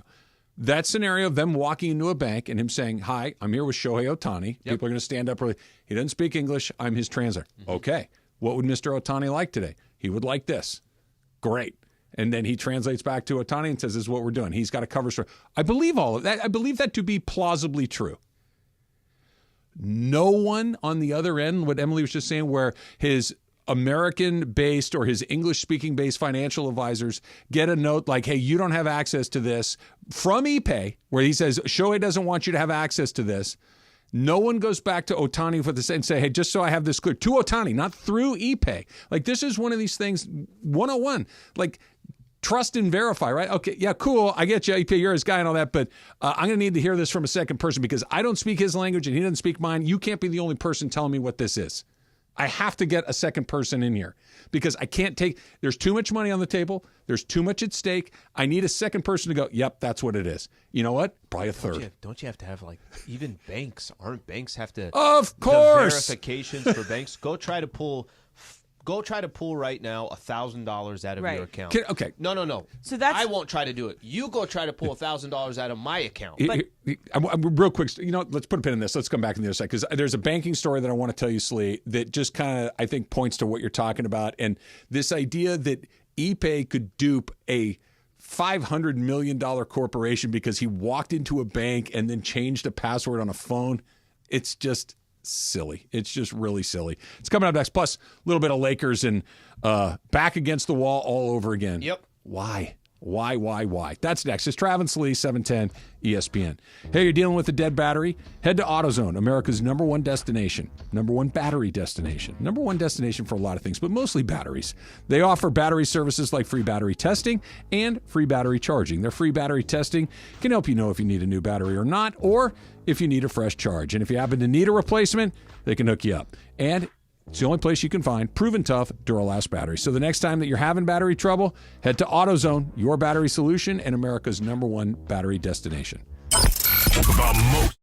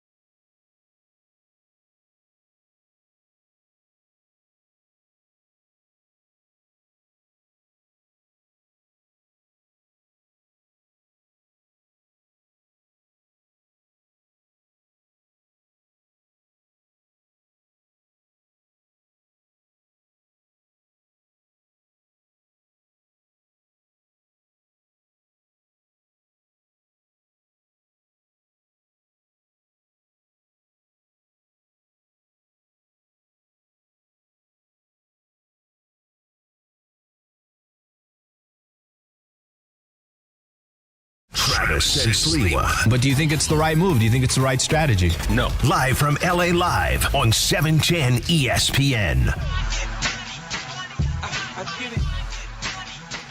So as the weekend continues to reveal itself, shall we say, Slee, as the Masters continues to unfold over the next 4 days. I got skin in the game. Do you look at all, or do you just wait until Sunday and go like, oh, yeah, I had that Masters thing? Can I be honest with you? Part of the reason why I was like, I'm going to do this. A, I thought you would take joy in the fact that I'm in a Masters pool. And B, I'm like, all right, maybe I'll follow along a little bit. I know how much you like it, so let's watch it. By the way, I used to watch golf more. I just, it was Tiger and Phil, and they were dominating things. Mm-hmm. Not when On was in third place. I didn't have him in 3 under through. No, you didn't pick On. Not even this year. It wasn't an option. On was probably a tier 4 guy, maybe tier 5 or 6. Could have took him. He's we all should have took him. I took Fox and Van Ruyen. Everybody I took is either got an injury, has vertigo, or injured lost wrist. Their caddy. It's an interesting. I like your Sergio pick. I thought that was a good pick. Okay. Although he's dressed like an Oregon Duck today. He's got like a bright orange or yellow shirt and emerald green pants. He looks like Puddles the Duck from Oregon. I'm going to tell a quick story, which is very small and stupid, and my favorite kind. We cannot tie any of this to Shohei Ohtani. I'm just going to tell a quick story. Okay? Try me. I pay the insurance, State Farm insurance, I've had for a long time, and my mom's car and my car are under the same State Farm insurance, under the same policy, okay? And even her home insurance, whatever the case is. Got it. Sometimes there's an adjustment from State Farm insurance that will say, hey, you paid too much. They send us a check back. Yeah. Okay? Sure. If that check has my name and my mom's name on that check, I don't care if it's for $6, which has happened before, $18, which has happened before, or like the highest amount it's ever been, it's like $40. You have to have both the signatures on the back of that check, and I got to take her ID with me to the bank if she's not with me. Sure. What do you mean? Why does this have nothing to do with Ohtani? That's for $6. It's insane. U.S. Bank is like, I don't know what you're trying to pull here, buddy, but you're not pulling a fast one on us. It's insane. So, in the spirit of banking stories, every month, Susan and I have to pay our mortgage. And we have our mortgage with one financial institution. Most of our money that we earn from our day jobs is in a different financial institution. Yeah. So the money gets to get transferred from financial institution A to financial institution B once a month. Mm-hmm. Pay the mortgage, right? Cool. Because February is a short month, even in a leap year, it's a short month, right? 29 days. You can only transfer X amount of dollars inside a 30-day window, or you exceed a certain threshold. The bank goes, no, we're not doing that. February is a short month. Yeah. March's payment tries to go through, and I get an alert on my phone. I get an email from the bank. I get all these people saying, hey, there's a problem. You tried to move X amount of dollars from here to there. That's against the rules. You can't do that. Call them on the phone. Say, I understand. I have a feeling it's because of the short month. I think I've been through this before. Yeah, you can't. I said, can we just pay the mortgage? Here, I have the money in the account. Can we do it? No, it's not 30 days. You can't move it yet. Well, I understand it's going to be 30 days in 3 more days. Can we say you can't? They were just absolutely, I don't want to say belligerent in a bad word, but it was non-negotiable. We can't. This is the policy. This is the policy. And I think there's a law. You can only move such, this amount of money this often. Yeah. And I'm like, what can I do? And their answer was basically nothing. You need to wait for 30 days to go by. This is why there's a grace period and all this stuff. Mm-hmm. He stole $16 million because he walked in and said, that guy didn't speak English. I'll talk for him. And everybody just took that and really? That's okay. By the way, can I get a coffee? Can I get a coffee and creamer too as they're waiting in the talking to the transaction? Oh boy. This is the one thing that I'll mention too. I think listen, and you tell me why this is going to happen, because I think it's going to happen. Look, this is a long report from the FBI. Like what is the FBI? I would assume doesn't care what happens in this case. I would assume that the FBI, if the FBI is also coming out, and this is playing towards Shohei's advantage, If the FBI is doing the investigation and all these reports are coming out, I mean, I'm always going to be skeptical, but I also don't think the FBI is in on hey, let's make sure Shohei can still play baseball. What do they care? Right. I also feel like, again, financial crimes They don't. Financial crimes take time, as we've learned from Catch Me If You Can. If you like that movie, I do like that movie. But financial Jennifer crimes are Garner's hard. in that movie. Yes, she is. Elizabeth Banks in that movie. A bunch Oh, of random yeah, people she are in is, that movie. isn't She's a she? bank teller. Anyway, so here are maybe some ways to explain how you get around that thing that you're talking about, where your banks will flag X amount of money being moved each month. So these are text messages from Ippei Mizuhara and the 2 bookmakers that he was working with. And these are things that were encrypted texts that have been unveiled with this affidavit that has been released regarding the investigation. So on or about November 2nd, 2021, Bookmaker 2 says, hey, Bookmaker 1 asked if it was sent. Mizuhara responded, I tried sending it 2 days in a row, and it keeps getting canceled. I might need to send less amount this time. Can you ask him if I can send a smaller amount, maybe like $15,000 at a time? I will send it back-to-back days. Sorry for being a pain in the butt. Going on or about November 4th, 2021, the bank wire keeps getting canceled from Mizuhara. I'm going to use PayPal to send money. Can I get Associate 2's phone number? I need to put in the system. Whoever's phone number he has, PayPal isn't working. Goes on. It seems to seem like they're transferring smaller amounts of money into things like PayPal, other things that can be encrypted, and getting around that. And so it's more just kind of the smaller amounts coming out. I get you. I get it. And that's how, this is how it works. Smaller increments more often. Cool. Yeah. Nobody else is looking? Nobody. This presupposes that literally Shohei Ohtani, who's worth $500 million, has nobody auditing his own corporation, his own books, his own income, his own massive, massive wealth. No one's double checking. Yeah, I'm sorry. The one thing that would make all of this go, look, if I call the bank and say I want all my money, they got to give it. It's my money. They can't stop me. It's my money. It might take a little time, and if I walk in the next one, I want all the rest of it. You know what I mean? But it's my money that's going to go check, and somebody that is supposed to be looking say, hey, Trav, there's somebody in the bank trying to take all your money. Yeah, that's me. Hey, there's somebody moving all this money around. What's going on? Don't worry about it. It's mine. I got it. Not my neighbor picks it up and says, I talked to him. It's all good. What? I talked to him. Look, it's insane. Jorge, I'm going to squeeze this in here. I think the problem for at least someone like myself, where I have a very difficult time, and let this story come out, and we'll find out more as we go. If you told me that $100,000 had been stolen from Ohtani's account and went to a bookie, and Ippei was the one that was responsible for it, I think the $100,000 could at least then just kind of match up with what's going on. Ippei makes X amount of dollars. Yes. This was over a 3-year span. Yes. He got into a hole. $100,000 sounds like a hole to me in betting. Okay? Sure. Sounds like a hole to me. It's not $100,000. It's not $500,000. It's not $1 million. I thought $4.5 million was the most absurd number that I ever heard. It's $16 million. That's where I get. That's where. And let's be generous. Let's assume that what is being alleged and the numbers that are thrown around, let's assume everything's accurate. Mm-hmm. He has the worst team of people around him a person has ever had. But from beginning to end, from picking best friends to agents to accountants to anybody that is involved with his life as a multi-$100 million entity. This is not a mom and pop operation. It's worth hundreds of millions of dollars, and nobody was on this. And he gave too much power to his interpreter. Yeah, power in the sense that he told financial advisors, "Oh, you guys don't have access. Only I do." Like, did the Dodgers do their due diligence too? It's a great question.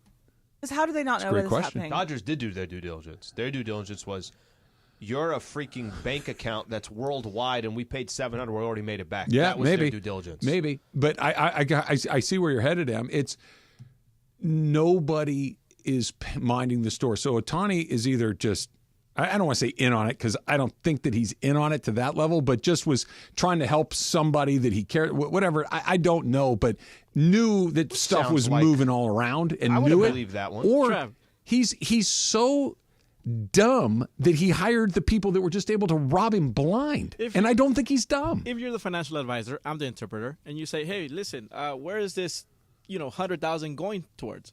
Oh, don't worry about it. It's something that I'm handling. He doesn't know anything about, but it's like, you're raising the question, but the fact that I have the power to tell you, hey, you know what? Shut up. Don't say nothing. You know what I do?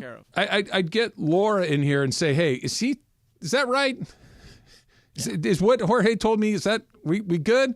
And then, you know what? Jorge and Laura know each other. Let me get somebody else. Yeah, exactly. Let me get a person that speaks Spanish that does not know Jorge or Laura. Because, just because, you know what? That's what I'm paid to do. I'm paid to be suspicious. I'm paid to think that everybody's trying to rip my guy off. And unless I hear it from my guy, you can say, well, that was his guy. Not good enough. It's so bizarre. Here's a number that just I'm looking over this affidavit, and it's crazy. The records show there's approximately 19,000 waivers between December 2021 and January 2024, and nearly 25 bets per day on average. Okay, 19,000 bank waivers? These are 19,000 wagers. Wagers. Oh, so these okay. are bets made, 19,000 of them from You like the matchups. 21 to 24. Oh, my God. And roughly between anywhere from $10 to $160,000 per bet. Okay, that's weird. Like, if you're gambling $160K, okay, you've got the bug and you've got the resources. Go get it. What's the juice in a $10 bet? Caitlin Clark, more than $10. What? He started at 10. Got to 160. Damn, that's crazy. Unreal. Factor cap. I'm sorry. One more thing I want to read. hear This it. I again wanna from the hear it. affidavit. During this period, it reflects that there's a total winning bets of $142,256,769. That's the number. A total losing bets of $182,935,206, with a total net balance of negative $40,678,436. Okay, so here's a $40 million deficit. He makes $200,000 a year. Yeah. Yes, that's part of it. There's a $40 million deficit. Yes, That's what it says here. Okay. They only said he stole 16. That's $24 million short. Where's the other 24? I'm just so confused. I'm trying to read this, but He took it from Trout. goodness. Go look at Trout's accounts. If Trout's not on the phone right now going, I think I let Ippei borrow my phone to play, Words with Friends one time. Somebody double check my accounts. Unreal. Rendon is missing $8 million. He doesn't deserve it. If they stole it from him, I'm okay with it. Factor Caps coming up next. Is Travis and Sliwa, 710 ESPN.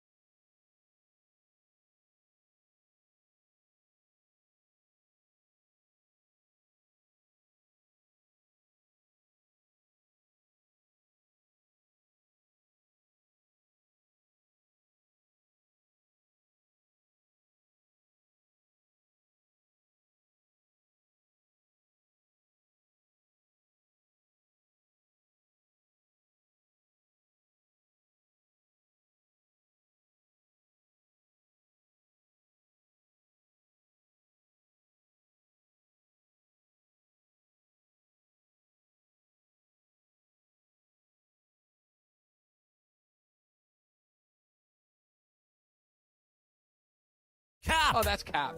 That's so Cap, Dad. Everything I've said is a cap, but I'm going to go fact. First of all, it's not a cap. It's No, it just is a cap. Welcome to Factor Cap. Hey guys, some of me Aloha. realizes that I sometimes I wanted to be a lawyer at one point in time, and sometimes now? I realize that I just love to gossip, and it's just this affidavit I was reading is just so much gossip, and good I tea. just am really intrigued. So maybe What kind of law did you want to practice? I wanted to do like media law, like again maybe sports, maybe copyright, be and an like, agent kind of movies and stuff. situation, maybe? I don't know if I want to be an agent, but I was thinking more about like representing the legal teams of like studios. Should have been an interpreter. You could have access to as much money as you possibly want. Exactly. I just showed Alan a skit of a translator. Man. I did not pay enough attention to my Spanish hilarious, classes. and I'm telling you, you got to put faces on that skit sure. right there. Put Shohei, put Ippei, and put the bookie. Yeah, exactly. That's the funniest thing I've ever seen. Gracious. I'll dive into that one later. All right, so this is a debate that has been going around the internet a little bit lately, and I even did it this morning. But you have to respect the others in the space that you're occupying, and you have to cover your mouth when you yawn. Travis, fact or cap? For a yawn? Fact. It spreads. Yeah. Even right now, thinking about saying that word, Yeah. I'm about to do it. Right. So Yeah, I think anytime you open your mouth and there's the potential for things to come in or out, you should probably cover your mouth. I don't think that's too much to ask. Fact. Al? I'll go cap on this. I'm going to give somebody the benefit of the doubt on a yawn. If I'm ranking where I could be like, what the hell's going on here? If somebody coughs and they're right next to me, I'm not only noticing that, I'm like, what the hell was that? If somebody sneezes, Ugh. please. That's the worst. Please. And I was mentioning this to you this morning. I sneezed 84 times in a row. I couldn't get on the elevator because that's the time of the year that we're in. A yawn, it would be not. I would appreciate if you could cover your mouth, but I'm much more concerned about the other ones than I am a yawn. Jorge? I think it depends on the situation. Like, for instance, if I'm yawning here and you guys see me, like, I know you guys are looking at me and, like, probably thinking, like, what the hell's going on? And I catch myself doing that sometimes, like, I'm stretching. Usually when I'm telling the story. So I feel like that's disrespectful. And if I do it, I'm sorry. But also, if me and you're having a beer or we're out there having a beer and you just happen That's to a little like, different. whatever, and then you're like, oh, excuse me, pardon me. That's fine. It depends on the situation. Context matters. Yeah. You know where I thought you were going with that, Em? Oh, from earlier? Yes. That when you're like, when you're with people and are you supposed to cover your mouth? I'm like, oh boy, she's going to tell the story of what happened in our meeting this morning. That was pretty funny. That was pretty funny. Well, what happened this morning? Don't even remember. You could tell. Oh, his side. You don't remember his side? What My happened? sneaky burp out of nowhere. I wasn't even paying attention to that one. I was in the middle of saying a sentence and it just bleh. Okay, but you're not. I'm like, whoa, sorry, burped, guys. And as you were burping, you're like, my fault. Like you had no idea it was coming. It just happened. Have you guys ever seen that video of the people trying to like drink a Sprite and like with just like down the Sprite without like coming for air, and like you can't. You have impossible. to finish a Sprite without burping, and it's almost impossible. And these people like let out these burps that are like almost like demons from hell that come out from their stomach. So that's also try doing that with a hole. Coke, a 12-ounce Coke. No way, You too can't- much it burns. gas. It starts burning. No, you can't do it. All right, so it is Bergman's very favorite Dodgers' birthday today. Alex Vezia's birthday is today. So Bergman should wish Vezia a happy birthday. Al, fact or cap? Fact, absolutely he should. He's my favorite Dodger. Yesterday, first pitch.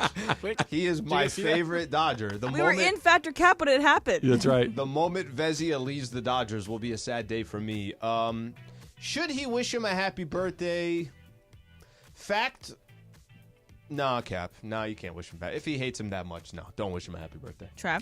Yeah, I think Cap. I think that's one of those I wish you nothing but ill will. Like not in a meaning like I hope you break your legs, but just I want you off my team. I don't want you to pitch. I don't want you to have a happy birthday. Just please go away and stop infecting my baseball team. I don't know if you can float happy birthday We were there. talking about booing on April 10th yesterday. Yeah. Does Vezia deserve a couple boos? Well, no, I don't think it's April 10th, man. What do you think Greg's going to say? Greg would feel differently. Greg would have a sign out there.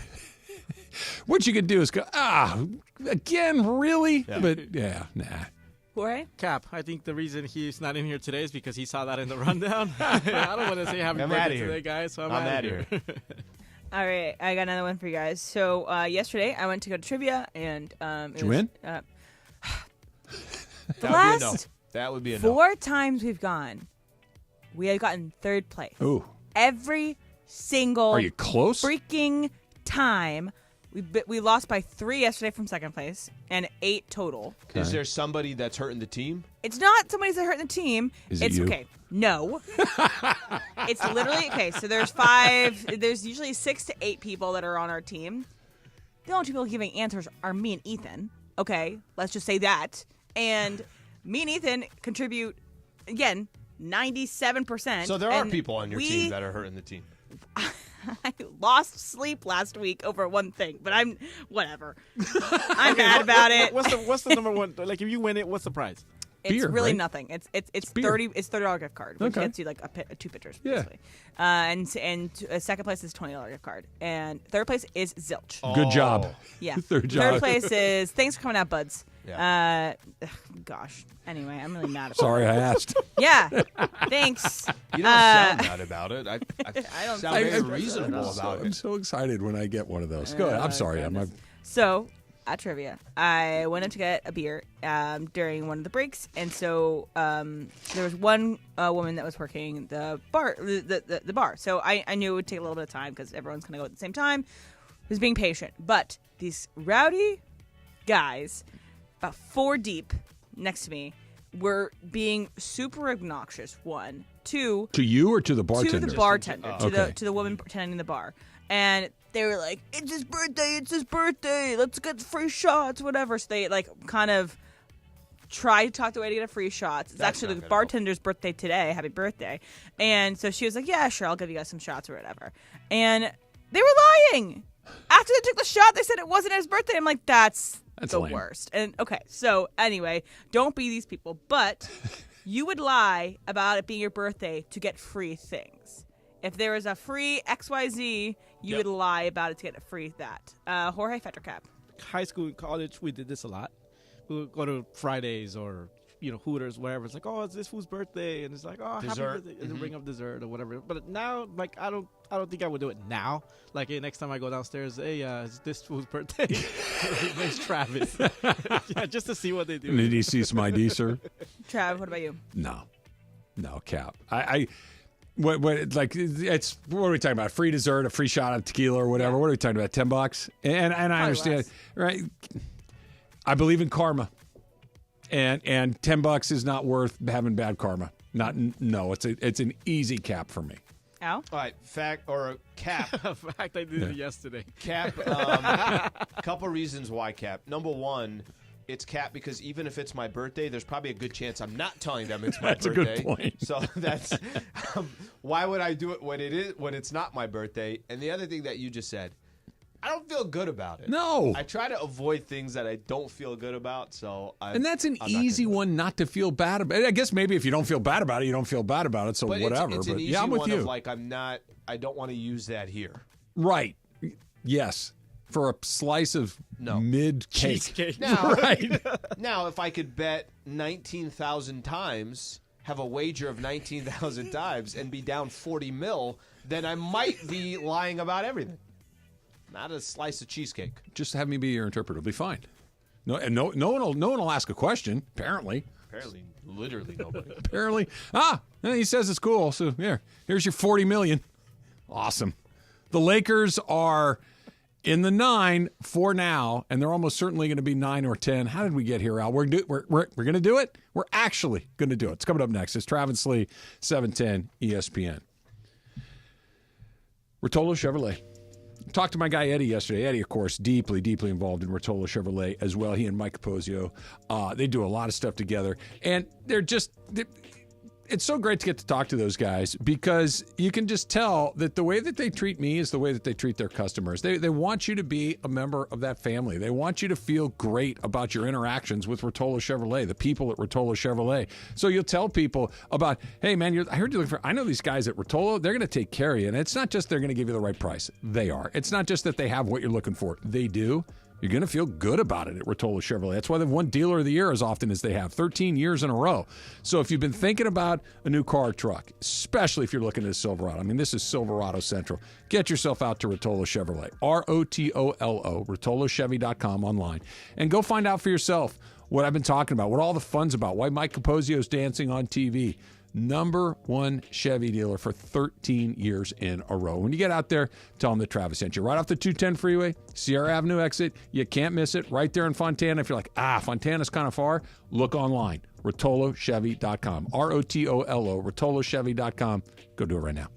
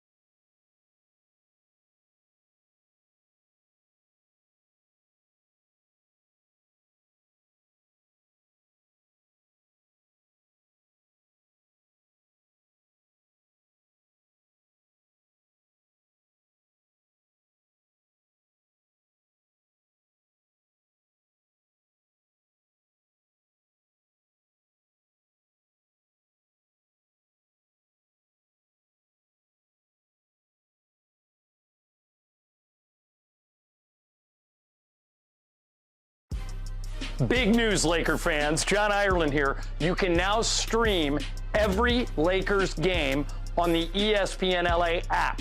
Don't miss a second of the action with Michael Thompson and I on the call. Plus, all your live and local Lakers talk every day in the palm of your hand. You're one tap away from everything Lakers. You could even win Lakers tickets. Download the ESPN LA app. And bam! Download the ESPN LA app at the App Store and Google Play.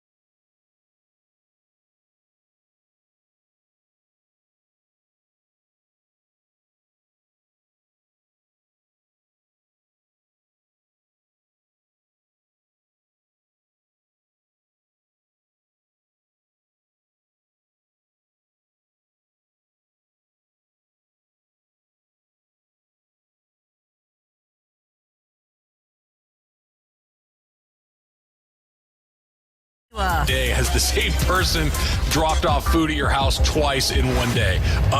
I don't know. Great question. Travis and Sliwa On 710 ESPN. Lakers off again tonight. Lakers in Memphis tomorrow. Lakers in New Orleans on Sunday. The final 2 games of the season. They, you mentioned this going into the Golden State game. That the winner of that game was likely going to host the 9-10. And that's what it feels like we're heading towards. The Lakers... Still a lot of crazy scenarios left, believe it or not. It's I know not guaranteed. 2 games left, but yes. It's more likely than not so. that they land in the 9-10. Hopefully they crawl out of it. But the fact that here we are, 2 games left in the season, and we're hoping to avoid the 9-10 matchup for the Lakers, I think means something. It's the same thing we were talking about last year. They did manage to crawl out of the very bottom of this, but they were still in the play-in again. And while we're so preoccupied with the, hey, are they going to be the 9-10? Are they going to be the 7-8? Could they, instead of, how the hell are we perpetually into the playoff or the play-in year after year? Like, how did we get here? Why is that not the bigger story? So last year, I think there was more of a story to it. The roster wasn't good. Agreed. And then when they made the trades to go get D'Angelo and Jared Vanderbilt and Rui Hachimura and all these, they only had so many games left. And they played great to get to the number 7 seed, so that you kind of compliment them what they were able to accomplish last year. But this year, you're not running into the same issue. You got 82 games. Anthony Davis was there. Bron was there. I want to read a tweet here because I think it tells a little bit of a story here, and I think it's part of the frustration that Laker fans had with Darvin Ham. If I told you, why are the Lakers in this spot, okay, and I said, is it more on the front office? Is it more on Darvin Ham? Is it more on the players? And they all share in part of that. Whatever happens, the rest of the way happens. But good buddy of mine, and everybody knows him, Trevor Lane of Lakers Nation. He put out this tweet yesterday. I think that kind of rung true. He said the Lakers gave Rui Hachimura a 3-year deal worth $51 million last summer. He didn't become a full-time starter until January 21st. Okay, the Lakers have gone 23-13 since. Which is a 64% win percentage. Had they done that from the beginning of the season, maybe they're a top 4, top 5 seed. The point that he was making is you had Rui in the starting lineup for your run last season. Mm-hmm. You got too cute to start out the year, and Taurean Prince started, I think, 50 games, something along those lines. Why did the Lakers ever have to dig themselves out of a hole? The only justification for the Lakers being in 9th or 10th this year is – guys, AD got hurt. He missed half the season. Sure. Guys, LeBron is 39 years old. He's just not nearly as good as a player as he was before, and his stats would tell you that. Okay, takes a small step back. He didn't take a big step back. Mm-hmm. So I just bring that up What's their record with Taurean Prince in the lineup? I think they were 500, a couple games below 500. Okay. So winning 2 out of 3 or win 1, lose 1. To the guy you paid. Right. It's not even like... And it took 50 games to figure it out. It took 50 games to say, guys, no, let's move on from this. Can I bring this up real quick? Because this is so my son Michael yesterday had a baseball game. One of the dads on the team has a son on his team. What up, Doc? He's a huge Laker fan. And we like to chop it up about the Lakers. He was talking about this yesterday at the game. We were at the game. He's like, why did it take him so long to get Rui? Fans, people that are Laker fans that watch the games are like, guys, what are we doing over here? That it's not, you don't have to be, Phil Jackson to decipher the intricacies of these things. You just need to be a basketball fan to get it. Come on, man. Do you remember the chatter early January where, I don't know, Darvin Ham making through the season? Is he not? What if this happens? What if that happens? Right. And then they went on a run. But January 21st is when he put Rui in there. January 21st. So the Lakers have been playing. I don't care what happened these last 2 games. I hate it. But let me just put that aside. They've been playing great basketball. Mm-hmm. They're not playing bad basketball. They're as dangerous when they're healthy as take Denver out, take Boston out, take kind of the elite. You got a lot of teams kind of fall into the same position. However, with all that, you might have screwed up the first couple months of the season that a week from today, you and I are talking about, okay, what do the Lakers do in the offseason? That's not unrealistic. And by the way, even if they do, they get in the play-in and they get through it, there's a very strong chance you got Denver waiting for you. Yeah, look, if they're the 9 or the 10, right, and 9's better than 10, obviously at least you get a home game. But if you're the 9 or the 10, the best you can do is be the 8. Denver's going to be waiting, and this is what we talked about last year, right? The Lakers were the 7, and they were able to avoid Denver until they weren't. Lucky. Until they weren't. They might not be as lucky right here. And look, I would be flabbergasted, dumbstruck, shocked if Darvin Ham were the coach of this team again next year. That he's not up for it. It's been 2 seasons. The Lakers never seem to adjust on the fly. It doesn't seem like the players, not that they disrespect him, but it's not they don't listen to him in the timeouts. It seems like LeBron is constantly involved in coaching the team, which he can collaborate, but the coach needs to coach, right? That they don't make any defensive adjustments to speak of. And to your point, that very simple lineup tweak that took 50 games to sort out, and sure, there's some injury stuff. I get it, but generally what speaking, if it's the difference of you being a 5 or a 6 seed? You said it at the top. Now you're not playing Minnesota in the first round, or I'm sorry, Denver in the first round. But like you said at the top, the only way the Lakers should be if you have LeBron James and Anthony Davis on your team, Austin Reeves and D'Angelo Russell on your team, and they all have good seasons.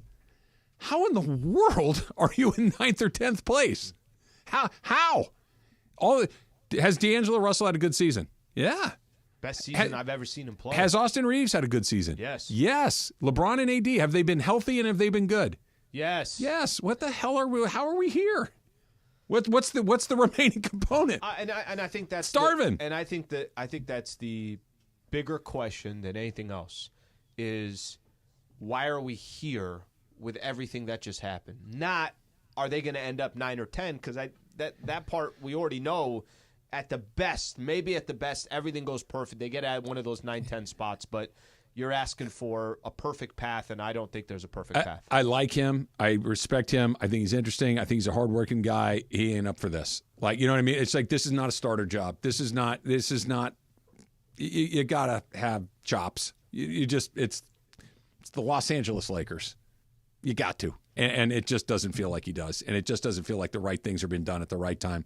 And to your point, Al, it took 50 games to figure that out. And it could be the difference between we either don't get in at all, or because we had to come through the 8th slot, we got smacked by the best team in the league just because that was our turn to do it. There's some coaching stuff that goes along with that. Our snake draft coming up next in honor of National Sibling Day. It's coming up. It's Travis and Sliwa, 710 ESPN.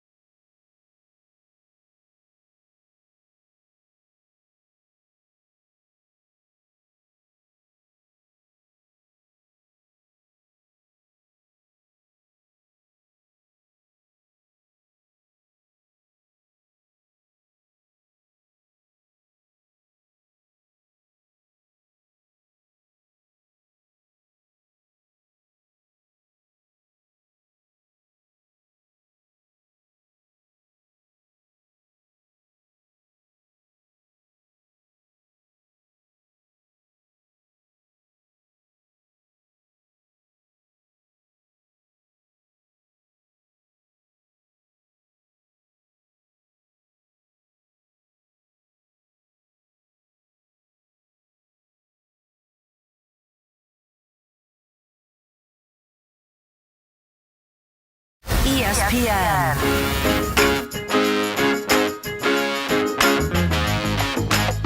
Good pick. Not a bad pick. We are doing our sibling draft, which is coming up in just 1 second. But before that, let me remind you that Alan Sliwa is in a Masters pool. Let me also remind you that it is Masters Week. And all week long, you got a chance to listen to this show, the Travis and Sliwa Show, to qualify to win the ultimate golf and spa luxury experience at Pacific Palms Resort, LA's Hilltop Hideaway, and #1 work and play resort. And just for qualifying, you get a $50 gift card to the lavish Red Restaurant at Pacific Palms. Celebrate Masters Week all week long right here on this show, the Travis and Sliwa Show with Pacific Palms Resort and 710 ESPN. So it was yesterday, Em, was National Sibling Day? So yesterday was National Siblings Day, so it got me thinking. There's tons of quote-unquote famous celebrity siblings out there, so I thought we would do a draft of celebrity siblings. Could be sports, could be music, could be TV, anything you want to think about. So order is Travis, Jorge, Alan, Emily. 3 picks each, 12 total, because all that can fit on the graphic, right, Parker? Amazing. Travis, you're up first. You know what I really like about that? I do like that you do. Part? Yes. Yeah, that part's good. It is loaded with He just didn't say anything. contempt and just absolute hostility. I love it. It's beautiful. I'll take the Wright brothers. Like you went to Hawaii this a couple weeks ago, Em, right? You're not getting there there and back if you got to take a boat, right? The Wright brothers changed everything. We get everywhere we're going to go because we can fly through the air at very, very fast speeds. The Wright brothers changed the world. I'll take them. Speaking of the Wright brothers, do you think that North Carolina or Ohio should claim flight? I know that North Carolina does, right? Right, because that's where they flew that plane. But they're from Ohio? But they're from Ohio. I think where the plane flew should get the credit. That's what I think too. But Yeah. Ohio continues to claim the Wright brothers. They can have Pete flight. Rose. Well, you can also claim the Wright brothers. but And you Pete can't- Rose's I was gonna haircut. say, you could claim that the Wright brothers are from there. Yeah, but not the birthplace of flight. That's what I'm saying. Yeah. Well, because they want to say Yeah. they were born here, they were birthed here, therefore birthplace of flight is in Ohio. No, thank you, Ohio. Jorge, your next pick. Okay, so I grew up watching, TV and stuff like that. So I'm gonna go with Tia and Tamara. Remember the sister? Ooh, Tia and Tamara The Mowry. Mowry Yeah, the sisters. Mowry sisters. That's a very high Tia. second overall for Tia and Tamara Mowry. Okay, It's I mean, just I love 'em. nostalgia. You know what I'm saying? Like I used to watch those shows, and when I yeah. Did you ever watch Twitches? No. Which was their Disney Channel original movie where they were witches, but they were twins. Ah. Therefore, they were called Twitches. Oh, that's funny. Do you know that? I don't know whether it was Tia or is it Tamara is the other one? Tia and Tamara. Tia and Tamara. I don't know which of the two sisters it is, but one of them had a cooking show, and it was a good show. I liked it. I think one of us was a talk show host in one of these, Okay. like the soup shows, kind of one of those. Yeah, why not? Let's go. Go off, Queens. All right, Al. All right, I'm going with.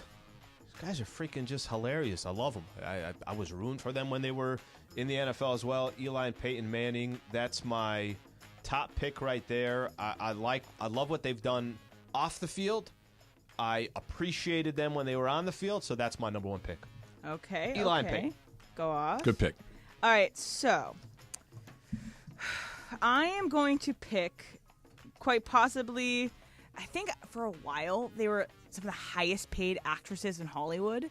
At a young age, they really knew how to control they attempted to control their life. They decided to get out when they did. They've gone through so much stuff. And it's not only the twins, but it's also their sister Elizabeth, who is Scarlet Witch in MCU, and she's also an accomplished actress on her own self. So I'm going to take the Olsen sisters as a whole, all three. Sure. But not only did the Mary-Kate and Ashley were great actresses. I loved watching them as a kid, like on my VHSs of them.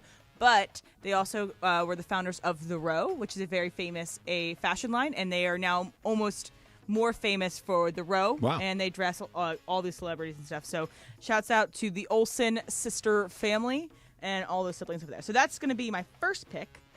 So the second pick, I think I'm going to take these two because I don't think I'm going to get it on the back end, on the last pick of the draft.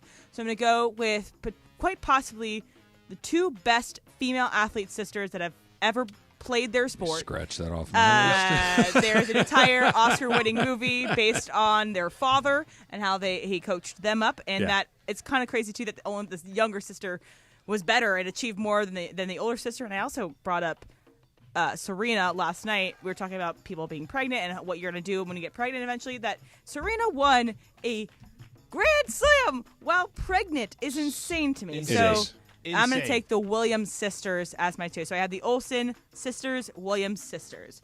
All right, Alan, your next pick. All right. And that was smart for you to take that because I think that was I was shocked they lasted as long as they did. The Maori sisters, I think, kind of threw the order out of whack. Yeah, that's an odd number 2 overall, but go off, King. We love the Maori sisters. I mentioned this yesterday, and it kind of takes me back. This is, I think, the late 90s, somewhere around there, in Living Color. Okay? The Wayans brothers. A big part of just like the cultural comedy of that era. Whole scary movie stuff. Oh, my gosh. man. I was going to say, and that's where it started. Yep. But they've continued to do their thing. I'm going to take them with my number 2 pick, and I take it more just from straight comedy. These guys were hilarious for a long time. All right, Jorge, your second pick. Are you going to pick some other just random person? Yeah, we'll go with the Olsens. No, I'm just playing. No, I'm going to go with what we're playing right now, the Jacksons. Can I take the Jacksons? You scratch them off my Yeah, list. of course. Jackson 5. Yeah. And then Michael became an iconic, you Yeah. know, celebrity. And just You get icon. Janet, too, Janet, right? yeah. I mean, I'll take the yeah. Jacksons. Yeah, Sure. that's okay. I'm really surprised. You got 2. I get 2. I'm going to get both of the ones that I had near the top of my list. I get that it's not my cup of tea, but they're kind of. How do we open the show today? OJ. Yep. What did you throw in there, Em? Kardashians. The Kardashians. Oh, yeah. That is surprising got this far. Right? The Kardashians. Because they're all purposely crazy. didn't want 'em. I get it, but And I'll count the Jenners, too. So Kardashian, Jenners, Yeah. all of them get in there. that all of them, I mean, you got billionaires in that group and 100 millionaires in that group and famous, celebrities for being celebrities. So I'll take the Kardashians. Okay, solid choice. And I thought that you would take them, Em, just because you're our film buff here in the house. I'll take the Coen brothers. You can have them. Yeah. Yeah. No Country for Old Men. Yeah, I'll take the Coen brothers with my last Coen pick. brothers are so hit and miss for me. I get that. I love some of their stuff. Yeah. I don't love other things of their stuff. They have an iconic style. Fargo is one of my favorite movies of all time. I don't dislike No Country, but it's not my favorite movie of all time. So I know people are all in between. But if Andy Kamenetsky was here, it would have been number 1 overall for him for sure. For sure. I believe He's that big. movie has no music whatsoever throughout that whole film. No The- Country for Old Men. Yeah, No music. which is bizarre. Exactly. You don't realize what the score means until it's not there. Yep. And by the way, there's a No Country for Old Men reunion and Dune Part 2. Because both Javier Bardem and other guy is in it. Tommy Lee Jones? No, Tommy Lee Jones Nope. is just... It'll come to me later. Jorge, your last pick. my last pick... Josh Brolin. Josh, yeah, that's right. I'm going to go with the Wachowski brothers, the Matrix. They changed... Sisters? Well, now? yeah, but, they were the Wachowski brothers. Wachowskis. The Wachowskis. Let's go with the check. But they're not even the Wachowskis. Are they Wachowskis? I think so. One of them changed their last name. Okay. Oh, whatever. Oh, yeah. Well, whatever. But The people that made if you're going to pick up. No, The people because it's that weird. made the No, Matrix. Yeah, exactly. The people that made the Matrix. I'll go with that as my third pick. Okay, I got my final pick right here. Lana and Lily Wachowski. There you go. Yeah, those guys. Or people. So I thought you might go, and I'm not going with this. Okay. But I thought you might go down this road. I thought you would do Bart and Lisa from the Oh, it's a Simpsons. great choice. That's what I thought. Great choice. I was thinking in my head, I'm like, I think that's what And Trav's gonna Maggie. go with. And Maggie. Yeah. Okay. I could go old school too and think cartoons and do the Teenage Mutant Ninja Turtles. Were they and go- related? I think they were. Yeah. I honestly don't know. They were? Raphael, Michelangelo. I don't They were know. all I didn't brothers. watch. I know they were. Donatello. They solved crimes. Is that what they did? Yeah, Solved I thought they were crimes? just like buddies. Yeah, I didn't know they were related. Okay, then that one's has a. They might be. asterisk I next to it. genuinely don't know. But instead, I can't do that because when you still have available this late in the game, Marc Gasol. I love it. Pau Gasol. How they went this said. far. Go off, King. I Go just off, was hoping King. that Anthony Peeler had a brother or sister. How they went this far with no one taking them, I don't get it. That's great. I was still disappointed that the other Gasol's jersey's not up there. It could go for either one. Could happen If the number anytime, wasn't there, anytime. it could go for either Amazing. Any night I am now. one. The so... Gasol brothers gone, and I know That's that was terrific. where she was going to go. Oh, That's yeah. terrific. I had on my thing, Powell and Marc Gasol. I had to scratch it off feverishly. Okay, just some other random brothers in the NBA. No, I'm going to go with... That's not random. The Lopez. Don't you ever say that that's random. No, it's not random. His jersey is in Crypto.com Arena. It's not random. All right, so I think all of you could probably predict who this next person next I'm going to pick. The Double Dutch Twins? It is not the Double Dutch Twins. It's going to be my first boys that I'm picking. Jonas. Yes, the Jonas Brothers, of course. Good pull. The Jonas Brothers. I was obsessed with them as a kid. I had their CDs. I haven't seen them since. But I really thought you were going to go do. It's not Double Dutch. What's the name of your movie? Double Teamed. Double Teamed. The Yeah. Heidi and Heather Burge, honestly, would have been fantastic. And I probably should have picked.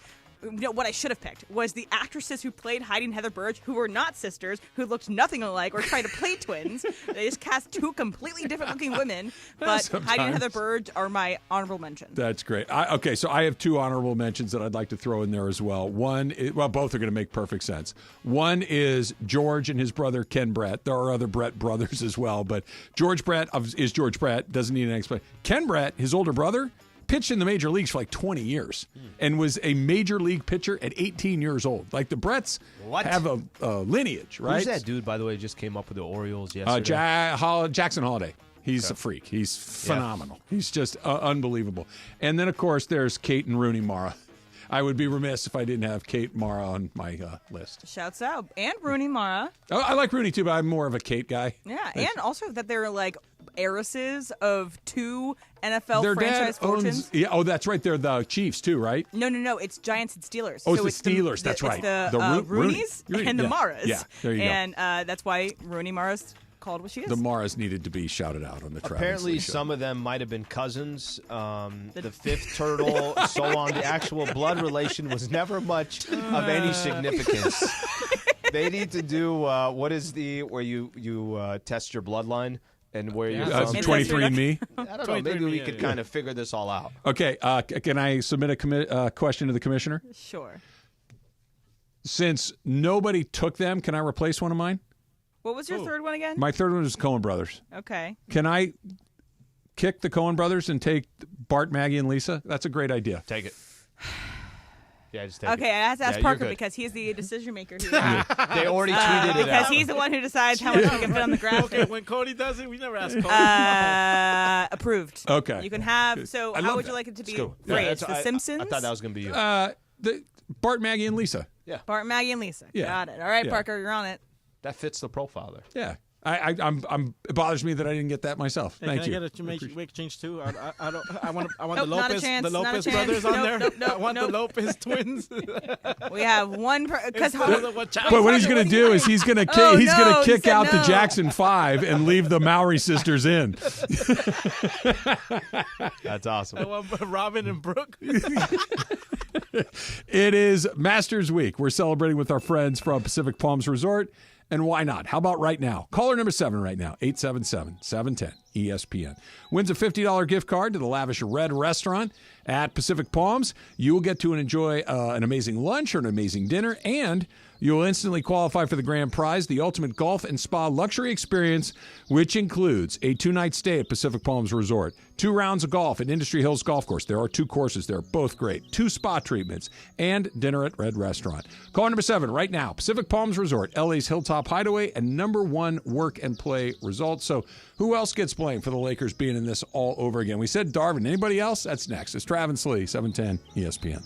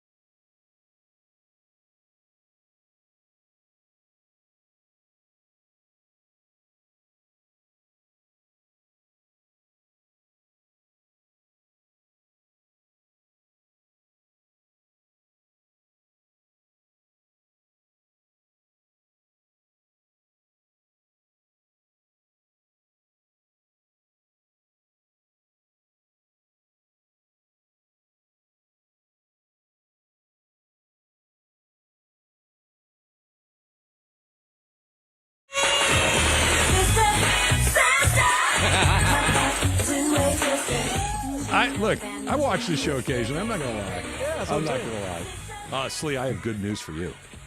Good news for you. Stand by. Stand by. It's Masters related. All right. It's very, very good news. And it is Masters Week. We're celebrating with our friends from Pacific Palms Resort, and a big congratulations out to Rich Espinoza of Covina. Rich just won $50 in a gift card to the Lavish Red Restaurant at Pacific Palms to enjoy an amazing lunch or dinner. The ultimate golf and spa luxury experience, which includes a 2-night stay at Pacific Palms Resort, 2 rounds of golf at Industry Hills, 2 spa treatments, dinner at Red Restaurant. Of course, you want to listen all week long for your chance to win. Pacific Palms Resort, LA's Hilltop Hideaway and #1 work and play resort. Did you look at the text that Beto sent to everybody in the Masters pool? Did you get a chance to see that? He sent the text, but I didn't see. So there's some financials in this. Yeah. I'm looking at it now. Round 1, if you come in last, you get $10. Round 2, you get $10. Round 3, you get $10. If your guy, your team, finishes last overall, $25. You can clean up. So you either need to get like hot or you got to shoot low. Yeah, I don't know if that makes me feel that much better. How much does the translator get? Well, who's translating, right? Apparently, might be as much as 40 million. 16, according to the federal government. Stupid. What the hell is going on there? Gracious. Yeah. I don't know. Yeah, look, there's a booby prize, right? You can if you finish last, you not only get your money back, you get more than your money back. That's it. And if you tried to draft a terrible team, you're not. I might take your guys. Like if you said, hey, put together, pick the guy in tier 1 that has the worst chance of winning. Can I tell you something funny? I think I'll take Jordan Spieth. Can I tell you something funny? When I was done with my picks, I was like, look, I didn't take the main players. I was like trying to be strategic. Oh, I know that guy. I know that. Yeah, I didn't know it was going to be that bad. If you just okay, give me. Who was my first pick? Spieth. Okay, who is Spieth in the NBA? Not player, team. I need a team. I need you to think. There's going to be 16 teams that are Can in I pick playoffs. the same team for more than one? I got a new team for every guy. Okay, I got it. Just your best. I got it. I know. Spieth is the Bucks. Hey, it looks good. It sounds good, but their best guy is hurt. They have not been playing well, and when you actually kind of chew on it, it's like, not so much. So this is why it makes my pick look bad when you say the Bucks, because if I'd have taken. If you picked the Bucks before the season started, completely fine. Right. If you're picking the Bucks now, you're looking at crazy value and just saying, well, I might as well just put $20 into this and see if I can make some money off of it. Spieth as a pick is not a bad pick. Spieth as a pick now, not a good pick. Okay. Same. So he's Who the was Bucks. my second pick? I got it here. I just figured you I think it's Justin Thomas. Yeah, it is Justin Thomas. Yeah. Give me an NBA equivalent here to Justin Thomas. Sacramento Kings.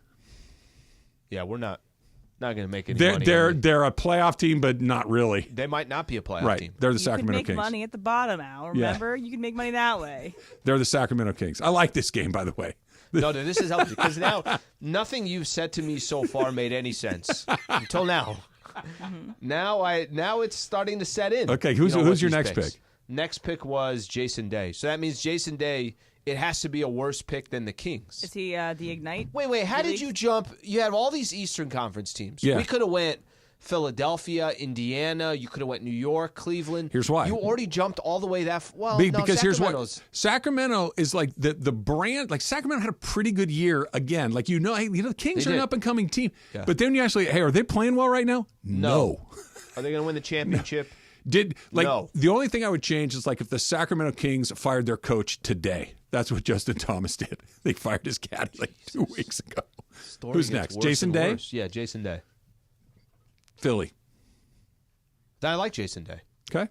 I like Jason Day. Okay. I know I'm not winning. They're Philly. It's not terrible. Yeah. But it's also it's okay. I mean, if they're going to be in the play-in, and they'll probably get Milwaukee in the first round. It's Jason Day. Jason Day is Philly. How about Fowler? Are we like lottery team? The Warriors. With one big caveat of difference. It's cool. You know him. You know what he looks like. You're like, oh, I know those guys. That's but you're the Warriors. More on the history, not the current. But the history is very different. Like the reason they're the Warriors, the reason Ricky Fowler's the Warriors is they have no chance to win at all. Mm-hmm. but you like them, and you kind of like. I know they're cool. They're easy to deal with. They're friendly. They're very likable. Okay. But but the biggest difference is Fowler has never won anything like that, and the Warriors have 1,000 chips stacked up recently. That's the big difference. But their chances of winning it right now are about the same. Let me tell you what I have. It's not zero, but it's damn near zero. Let me tell you what I have so far. Then, so far I have a Bucks team that's reeling, and we don't know when Giannis is coming back. Right. I have a Sacramento Kings team that lost 2 key players, one probably the 6th man of the year, right. And have a very good chance of not getting out of the play-in tournament. Yes. I have the Philadelphia 76ers I like. Okay. I like the Sixers one. I know they're not going to win it all, but it's also Embiid, and I'm okay with that one. Okay. And I got the Warriors who, I feel I kind of feel a little bit better with the comps. Okay, good. Now I know I'm not going to win. Right. But you got to see. Here's the thing: you can feel better about it, but to win a pool like this, you got to have a bunch of teams get to like the conference finals. And how many of these teams have we talked conference? Yeah, go ahead. Who's your name? You don't have a Dallas on this list. Go ahead. Sergio. Oh, Dallas. He can't be Dallas. Yeah. That late in the game. One-time champion. Oh, I like Dallas. Playing pretty well. Yeah. Great. Like if they're like, let's say there's a good home court advantage. Sergio has a little bit. It's not his home course, but he knows it. He likes it. He loves it. And it's not likely. All of a sudden, my chest is but it's not impossible. Masters. The other choice for Dallas would be the Clippers. There's a lot of talent there. There's a lot of talent. There's a lot going on. But they're not going to win the whole thing. Okay, last one. He could also miss the cut, but he's playing pretty well. Last one. Yeah. I think is based off of your feedback. I forget who it is. I'll tell you in 2 seconds. But this one isn't even in the playing tournament. Okay. Bubba? Chicago Bulls. They're like 9th or 10th in the playing. Yeah. Okay. Yeah. That's good. The Chicago Bulls can win the NBA championship. You know why? Because they're in the tournament. Anything could happen, but that's their only chance. Who's Denver and Boston? Denver is Scotty Scheffler. Boston is John Rahm. Okay.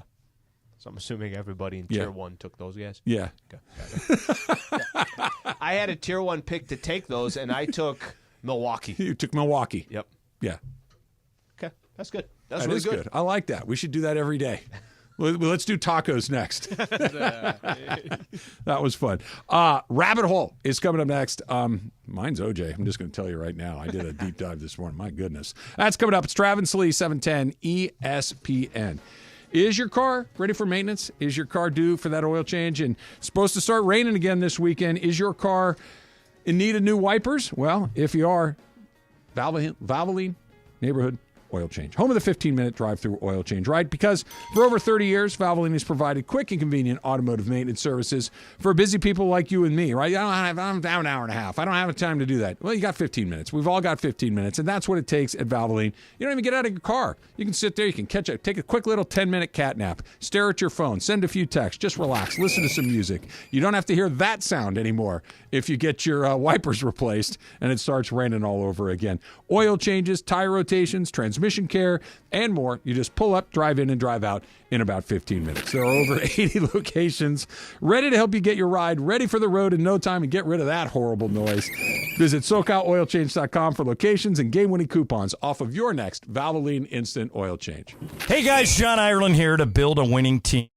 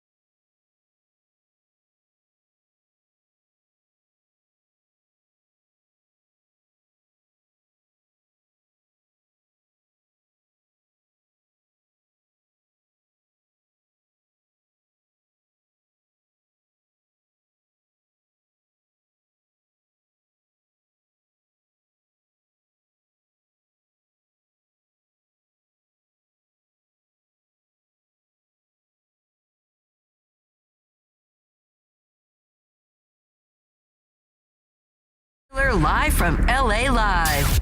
Travis and Sliwa on 710 ESPN.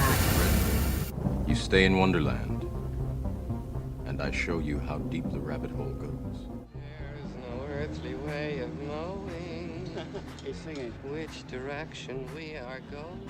Nothing can possibly go wrong. Nothing can definitely not go wrong, for sure, right? That's what Ohtani thinks all the time. All right, so rabbit hole is I don't speak English. You have to talk to my guy. Rabbit hole is whatever kind of internet or fascination we've had over the past couple of days, and that's really intrigued us and that we want to share. So, Al, why don't you start us off? Okay, I had one yesterday that was in the afternoon, probably around 3 o'clock, and then it also led to my decision for dinner. Okay. I don't know if you guys have this that happens. I've mentioned this guy before, but I'll talk specifically about what I watched yesterday. Mark Wiens is a food critic that travels literally across the world. He's always gone and just does a fantastic job of kind of taking you to places you have the control. Oh, yeah, now. hold on. And Everybody again, back off. This is what I do. This is what I do. This is my DeMarco Farr's trying to get in right now. He can't get in. And he can't get in until DeMarco's Travis in. lets him in. There you go. There's your power right there. There's your power right there. So I love it. Mark Wiens goes to different parts around the world. This is what it caught me by. Shout out to Wiens. He went to a restaurant that is on the official world pizza list by pizza experts around the world as the best pizza in the world, and this is about 30 minutes outside of Naples. Pizza Hut. Okay. Yes, exactly. So he went to this place, and the whole episode is kind of rounded around this, and then he goes to another place for a different experience. But it got me, Trav, to those Neapolitan wood fire pizzas, all that. And then that didn't take too long. Michelle and I are watching it, and she's like, that's what we're doing for dinner. I'm like, sounds good. Yeah, a couple hours later, I go for a walk. She goes to Pilates. We clean up, and we're going to go get our pizza. So that was Hey, my rabbit hole mamas. from yesterday. Is that what they call them at Pilates? Yeah. Mamas? Hey, mamas, put your arm straps in your leg straps and your leg straps Right in when your you- arm straps. Right when you said that, I was like, what? That makes sense. When you were talking about the pizza place in Naples, it got me thinking. Have you been to Pizzeria Bianco in Phoenix? Yes. I think if you remember, I want to say you mentioned it to me So at Kate's one point. turned me on to it. And this was one of them that was on the Netflix, right? It This was the is. Netflix Michael one. Bianco is the chef there. Yeah. And this Pizzeria Bianco, believe it or not, is considered the best pizza restaurant in the United States, and it's in Phoenix, Arizona. Of all, like you would think The New chef York or is- something like that. He's a New Yorker, but he lives in Phoenix now. And Kate was telling me about it. I'm like, it's probably pretty good, but whatever. So anyway, we're on vacation one weekend or whatever, and I said to Susan, let's go. One of the 5 best things I've ever eaten in my life. with you. Extraordinary. I went to a Diamondbacks Padres game last year. It was on It's a a Sunday. 5-minute walk from the ballpark. And we basically took an earlier flight just to be there at 10:30, right when it opened, for exactly what you're saying. Yeah.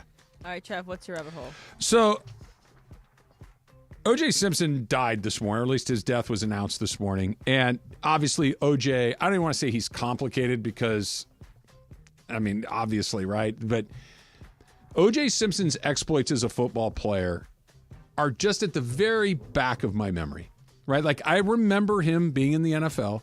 I remember him being very good. And I mostly remember because I collected baseball and football cards as a kid. And O.J. Simpson was like the holy grail. You got an O.J. card, it was a very, very big deal. And I'm not here to talk about his football stuff because of everything that he is associated with beyond that, which is far more, A, interesting and B, important. I really did not understand how good of a football player he was. I don't to this day. He's a first team. So I looked it up on Pro Football Reference. He was a first team All-Pro 5 years in a row. He was the MVP once. He was second twice, third once, and fourth once. He led the league in rushing for 4 out of 5 consecutive years. I mean, it wasn't just he was the face of that league, and I bring that up not to say, hey, don't forget about OJ the football player. That's not my point. But the reason I looked it up was because that was Act 2 of OJ's life. Act 1 was at SC, winning the Heisman Trophy, and Act 2 was this football player, and he kept ascending to higher and higher levels of celebrity, and then ultimately we all know how it played out from there. But just as that step on the journey of OJ Simpson's story, I had forgotten how high he had climbed as an athlete, and that wasn't even the zenith of his popularity in this country. He was still ascending at this point, and I got stuck in that world of OJ again this morning because of his death, 76 years old. All right, Jorge? I sent you guys the other day. It's a video of Red Bull does all kinds of stuff nowadays. Like Red Bull, the brand. They sponsor, I don't know, guys parachuting off planes. Very extreme, unique sports. And then, like, two major, they have a professional the New York Red Bulls football league, MLS. both in Europe and in MLS, and then they have F1. So I got hooked on this downhill racing. Like, this one takes place in Guanajuato, Mexico. So it's basically going through, like, really, really narrow streets, and they build ramps in between these little streets, and there's guys blowing whistles. The biker has a helmet cam. The biker has a helmet cam, and the bike has a couple cameras itself. We didn't see that angle, but I sent you guys just the helmet cam. The fact that these guys are just down, trying to beat time. Basically, me against Travis, and see who goes down the hill faster. And if you get that point of view, it's pretty interesting. So and I'm it doesn't. And do they always wipe out? There's some that wipe out, and oof. But Trav, the reason why I say it is like, it's almost like they have no fear of, like, that's not even in their mind. It's like, no, I'm just trying to beat the clock. Yeah, what if you freaking fall off of... Yeah, I can't. That's they nuts. do this in Brazil. They do this anywhere. Basically, it's just downhill racing in between neighborhoods. And one of these shots, they go in between somebody's house. They go through somebody's house, through the other side, the other. It's just That's insane. insane. I'll That's post insane. it on Twitter for you guys to check it out. What about you, Em? All right, so one happened before the show, one happened during the show. So I'll talk about both. So one before the show was yesterday, and I sent one of the TikToks to you, Travis. This was Bubba Watson's daughter, Dakota. Terrific. Dakota. So Travis, correct me if I'm wrong. I think this is par 3, but like a lot of times, these the golfers will have their wives and kids in the course, and they'll do kind of like a par 3 themselves, caddy. So Dakota Watson had the opportunity to do some putting, and so she's 4 years old. I think looks a little older. I think older. I think she's probably 6 or 7. Okay. Is probably what I put her at. But cute as button, cutie patootie. And she's just doing these really long putts. And again, Travis, I was impressed by them, but I don't know that much about golf. Would you be impressed by these putts? If you gave her father, who won this tournament twice, he's a 2-time Masters champion. If you gave him 50 tries at that putt, he might make 1 or 2. Yeah. That's how hard of a putt it is. And it wasn't just one time she did this. She made several different putts. She looked so cute. She was like jumping up and down. She was It's a 40-footer. So excited. Crowd was going crazy. And the crowd was like, also like, did we just see this from this 6-7-year-old that just knocked this down? Maybe she's the best. She's going to run through LPGA. Who knows if that's what she desires. Extraordinary. Whether she desires to be a golfer in her profession or not. My favorite part of it, Em, was just the unbridled joy on her face. She's not worried about being embarrassed. She's not worried about expressing her euphoria. Like, we're all so self-conscious. We're all so worried about what someone else is going to think about how we react to something, that did I celebrate too much? Did I not celebrate enough? And she holed a super long putt. She was thrilled for herself. It was so much fun to see. And then she was celebrating with her dad. Her dad was so excited. It was awesome. And it just kind of led me down the road of like some of the other kiddos that were doing their on the course with their parents, and it was super cute. The thing that caught me kind of in this rabbit hole during the show is reading this USA versus Mizuhara complaint, because it has the text messages between Ippei and the several bookmakers / other people involved in this investigation. But here's one that I pulled out, and then also other people have pulled this out too. So here's this quote, is line G. Okay, it says, on or about November 17th, 2023, Bookmaker 1 messaged Mizuhara stating, "Hey Ippei, it's 2 o'clock on Friday. I don't know why you're not returning my calls. I'm here in Newport Beach, and I see victim A, we assume to be Shohei Ohtani, walking his dog. I'm just going to go up and talk to him and ask him how I can get in touch with you since you're not responding. Please call immediately." And through these texts, you see Ippei getting more They're turning and the screws. more down a hole, and just desperation and everything. But the idea that people could be tailing Shohei Ohtani and would have gone and approached him, whatever that happens to mean, that is just incredibly fascinating to me. So I've been reading this as the show's gone on, and breaks and stuff. So if you have an hour to read this closely, 30 minutes to read this closely, I would recommend reading USA versus Mizuhara if you want to kind of get your mind wrapped around this case. It's unreal. But think about it. Think about every mob movie you've ever seen. Think about every movie you've seen where you're involved with an illicit, enterprise, and when you double cross or don't pay the debt to somebody that can't use channels to collect,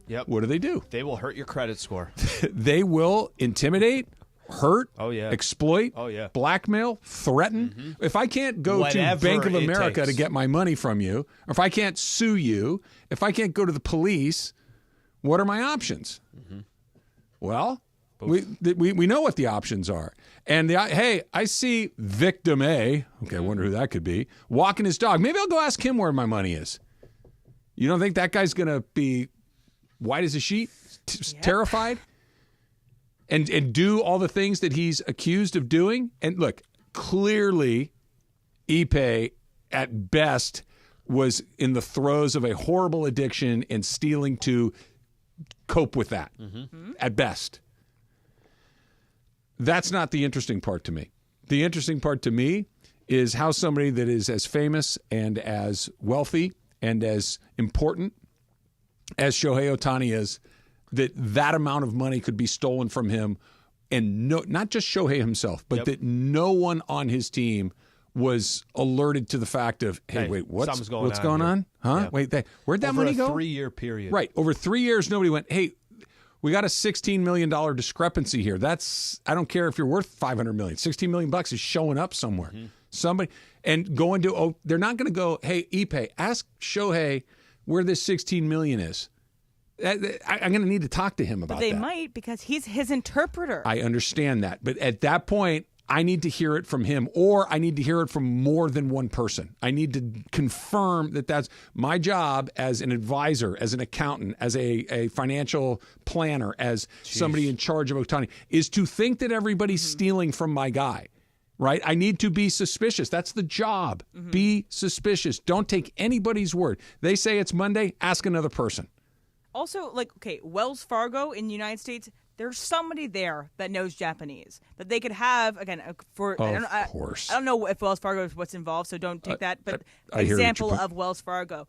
They have somebody there that could speak Japanese, that could talk directly to Shohei Ohtani. They didn't have to use the interpreter if the interpreter is the person that might be suspected. I think the only way, actually, and I don't know how this works, but I think the only way you can have somebody that is in that much control of another person, don't you literally have to sign off? Power of attorney. Doesn't it have to be something like that? And even so, his team of people, agents, advisors, planners, accountants. We got, of course. We're on it. We're going to double check all this stuff. The whole thing. An accountant's job is to not trust anybody. When is this doc coming out? It will. Yeah. It might be in 20. Shohei had a doc, but it was on not about this. Right. It'll be in 2039. Yeah, it's coming. Yeah. I don't know if we'll be around to see it. I don't know if the world will blow up before then, but somebody's working on it. Somebody's asking questions. And somebody always talks. Always. Well, that's the part that we don't know, too, is Ippei admitting guilt for the whole thing. I'm sure part of this is also going to be tell us every single thing that you know. And he may or may not, but somebody will. Well, or somebody's going to have hard feelings. In the the USA versus Mizuhara, he talks about how he had a text message with the bookmaker's like, hey, I know all this crap is bull crap, and we're not. I know you didn't steal from Ohtani, and Mizuhara says, I did. Yeah. And so it's again. When was that text? Do you know?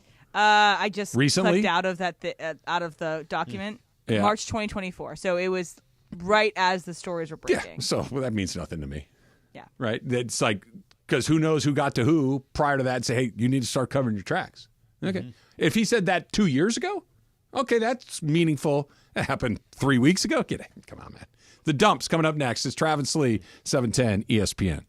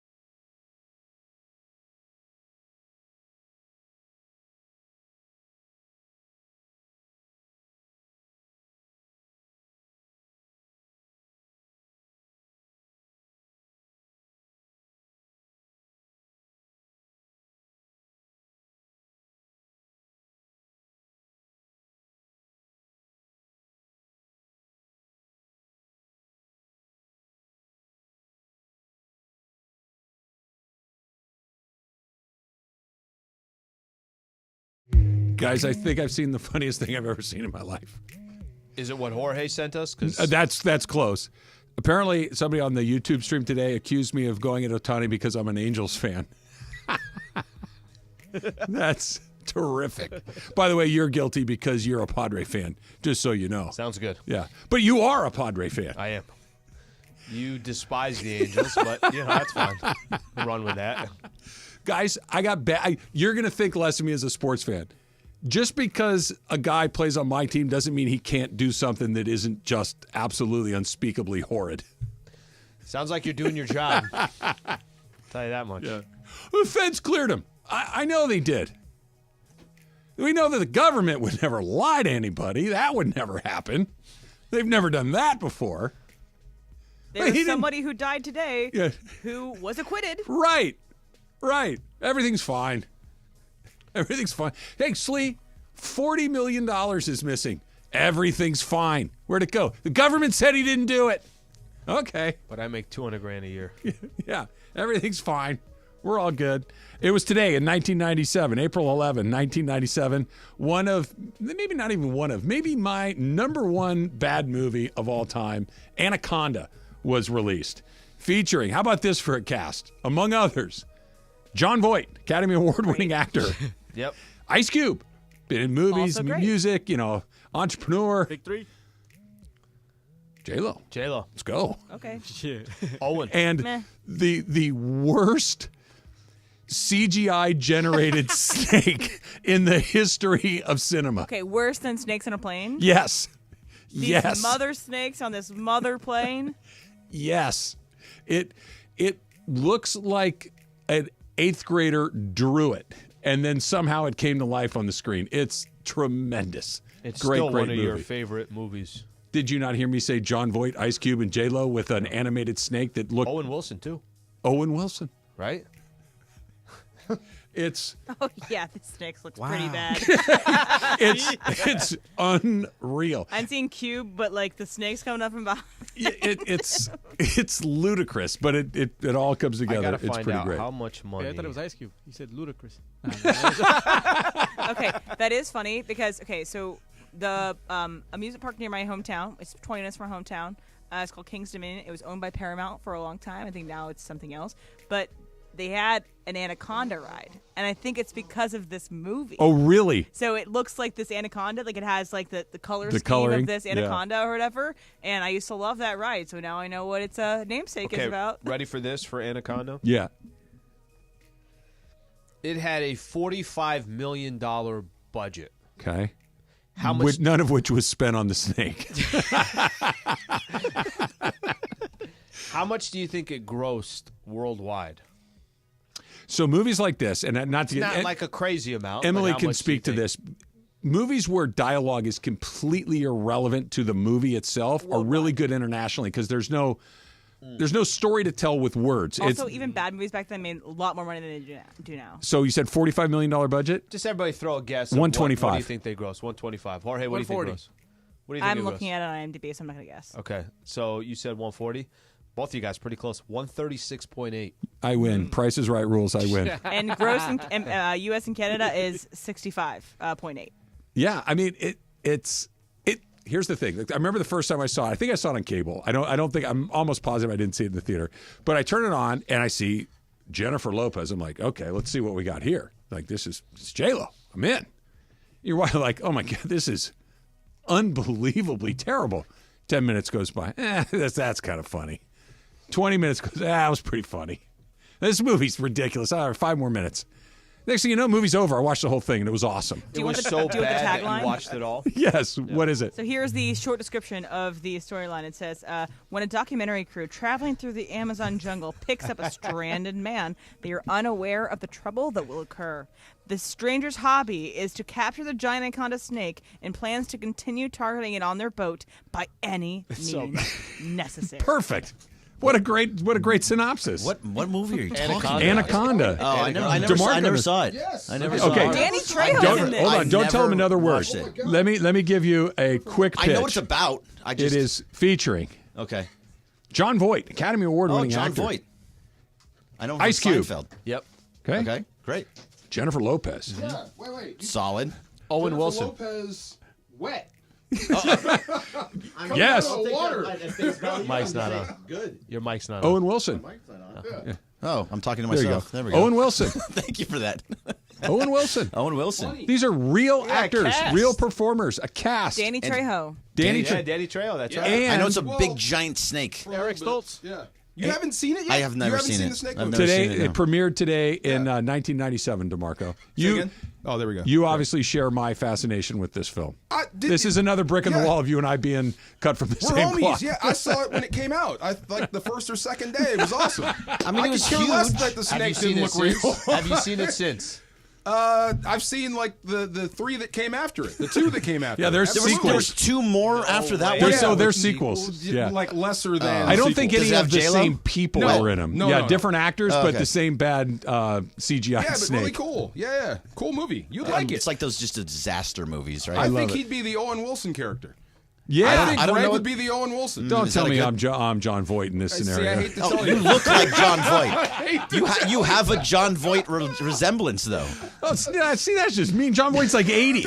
No, not about Not your dead. age. What do you look like? But what's the whole deal with Owen Wilson? Why am I Owen Wilson? Yeah, see the movie.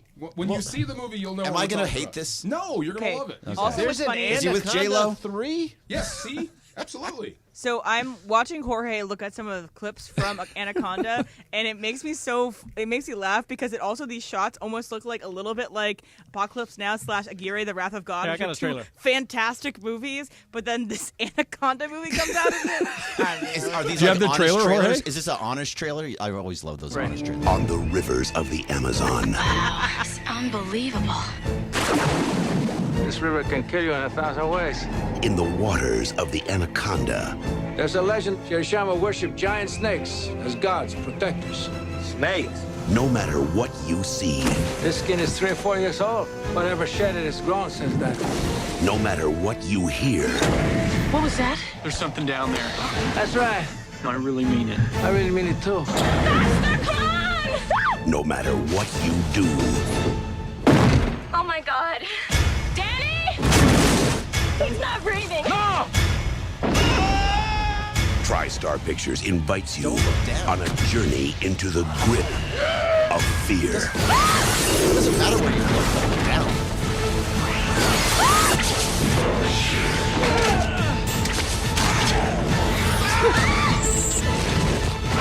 Oh yeah, that's the climax right there. It was a joke, right? They wanted it to be funny. No. I don't think so. I don't think so. Because nothing about that trailer says this is Now serious. I get it. I didn't get it before, but now I get it. Have you seen it?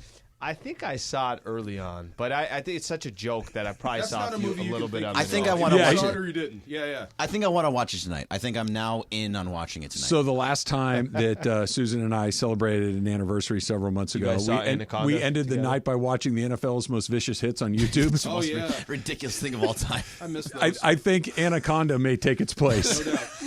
That Anaconda is where we're going to land. Come you know on, what we should baby, do right let's- now? We should do a little super crosstalk. ESPN AM 710 Los Angeles, KRDC AM 1110 Pasadena, Los Angeles. K256CX 99.1 FM, Pasadena, Los Angeles.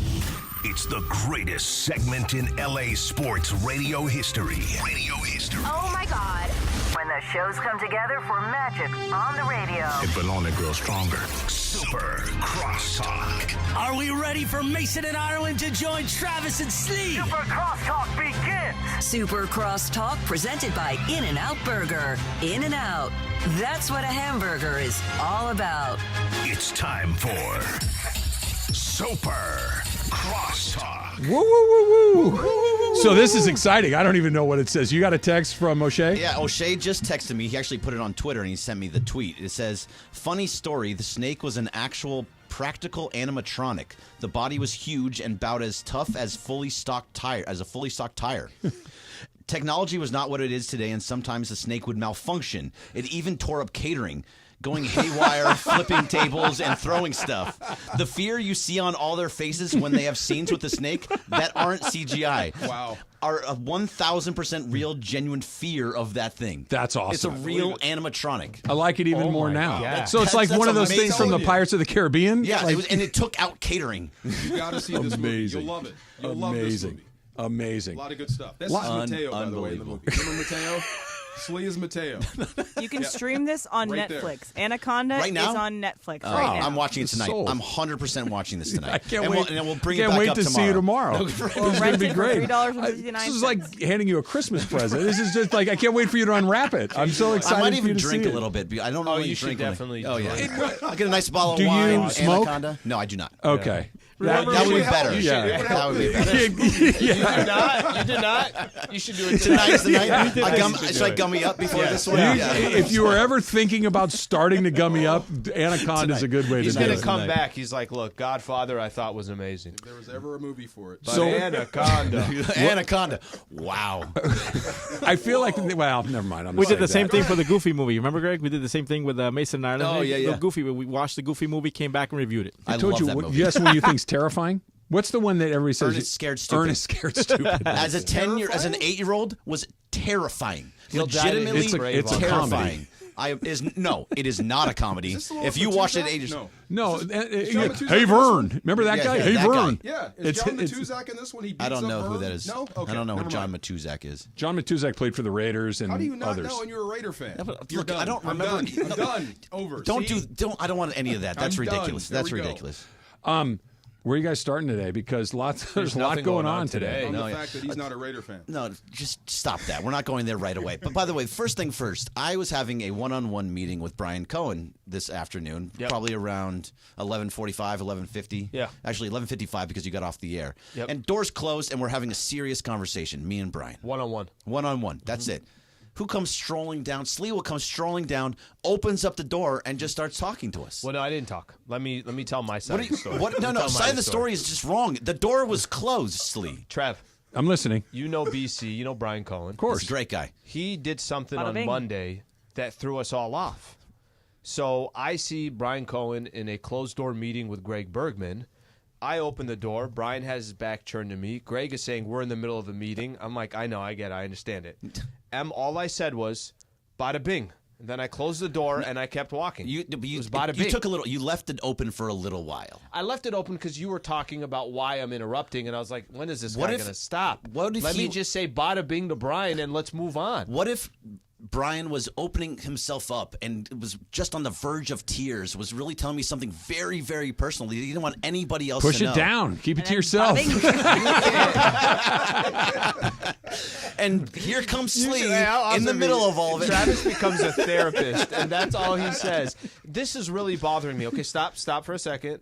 Push it down. Right. Push All it a little the further. way down. Keep that Push stuff it a to little yourself, further. man. What are you bothering me for? Berg, I'm sorry. John but Matuzak was he not does in bada Ernest me- Scared bada Stupid. bing. I just looked it up. He was not in He it. was not. Okay. So thanks, Ernest Slee. Scared I Stupid, really by the appreciate way, literally is isn't it a comedy? It's a horror movie. Or was it Alzado? Somebody beat up Ernest in a movie. I'm sure Ernest got beat up in plenty of movies. Ernest Goes to Jail, hilarious movie. That was. I laughed.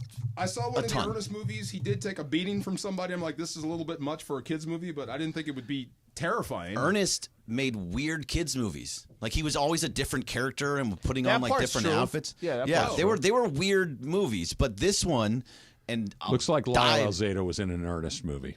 In an Ernest. Okay. I know Lyle I'm trying Alzado. to work my way through it. Yeah, you Nice. should know John Matuzak as a Raider fan. I don't know every single Laker of all time, and No, I don't know but John, everybody that played at UCLA. John Matuzak would be like knowing Vlade. Yeah. Yeah, you should know Vlade. You've gone to Raiders games, love right? the NBA. I've been to 2 Raiders games. I Raiders understand games. so much more. You So guys what- Masters fans at all? No. No, Trying. I just, Are you? Look, No. He is this week. No, but I'm in Beto's pool. I'm surprised he didn't get you guys in it as well. he usually asks, but I never do it. So I think he just stopped. It's I blind luck. saw Tiger tee off. Really nice drive. Did he? I've been. Oh, we got our TVs back on. Yes. We paid the Oh, bill. See, yeah, that's I right. can do things. I can get Literally, things done. literally. By the way, DeMarco. Trev, I didn't notice either. I didn't either. I just all of a sudden started watching TV and didn't even know. I got in here this morning, and usually the first thing I do is I put something that I want to watch on that TV right Murder, there. She Wrote. Okay. And it said, to pay your DirecTV bill, please log on to this site. I'm like, well, I'm not paying it. It's not my DirecTV bill. I thought, I was like, we're done. We got it's over. That was it. You guys kill me when I don't get stuff fixed. I get something fixed and I don't even get a thank you. I didn't even notice. Thank you. Thank you, Greg. Yeah, you're welcome. You're welcome. You're welcome. You're welcome. You walk in on me in a meeting, you don't say thank you. DeMarco, have you ever asked appreciation? Have you ever asked Greg whether or not he believes that you would be a good A? Is this what what we're was doing? the whole discussion about the A thing? So do you understand the distinction? The A is the person that sits in my chair. Yeah, one, right? two, driver, whatever. Yeah, right. yeah. Passenger and driver. Yeah, Passenger and driver. Let's do it. You want to do it? You want to be So the A today? Greg told John, who has been doing radio for 30 some odd years, that he's a bad A. Ramona did a great job yesterday. But you also As said A. Ramona was a bad A. No, I said John was better A. Well, no. What you said was John, and then you said AK. Yeah. And then Ramona. And Ramona was in that order. Right. Yeah. What's wrong with that? There's nothing wrong with it, but you said she's not a good A. But you didn't say it in that order. You said bad, bad, and bad. You said bad, I said, worse, and worst. Oh my God. Yeah. I said John is not the best A in certain circumstances, and I would just want to give him a little bit of time off because he's How would not always- DeMarco be as an A? I think DeMarco would be below I've Ramona. done it a few times. I'm sure you have. Yeah, it's a weird deal. There's a lot to think about over there. I'd rather be over here with Slee. Yeah, no. You know hanging what I mean? out. It's a weird deal. You had to do it. It's weird, right? Chew sunflower Slee seeds. goes back and forth. Look out the window. I and- can look you straight in the eye. You got to look at the clock like 12 times a day. Not anymore. I've been told the clock doesn't matter Clock anymore. does not matter. That's Which, right. by the way, is It's kind of nice. Game changer. Yeah. It's game changer. because Now- then you could just, if you got a good topic going, just go. 112 matters. No. That part of the clock. We're going to doesn't- go to 125 today. You're welcome to go as long as you want. Wow. I go to 112. So Masters today, obviously the Ippei indictment is out, crazy and Yeah, it's we're going to start with How that. crazy is this 16. so far. the details? So here, okay, so Yes, so far. right, the 16 million is what they're alleging he pilfered out of Ohtani's accounts. Okay, but there's also like a ledger of his wins and losses. That discrepancy is 40. Yeah. $40 million? I don't know what we're doing here. I want to be that rich to where I don't notice $40 million.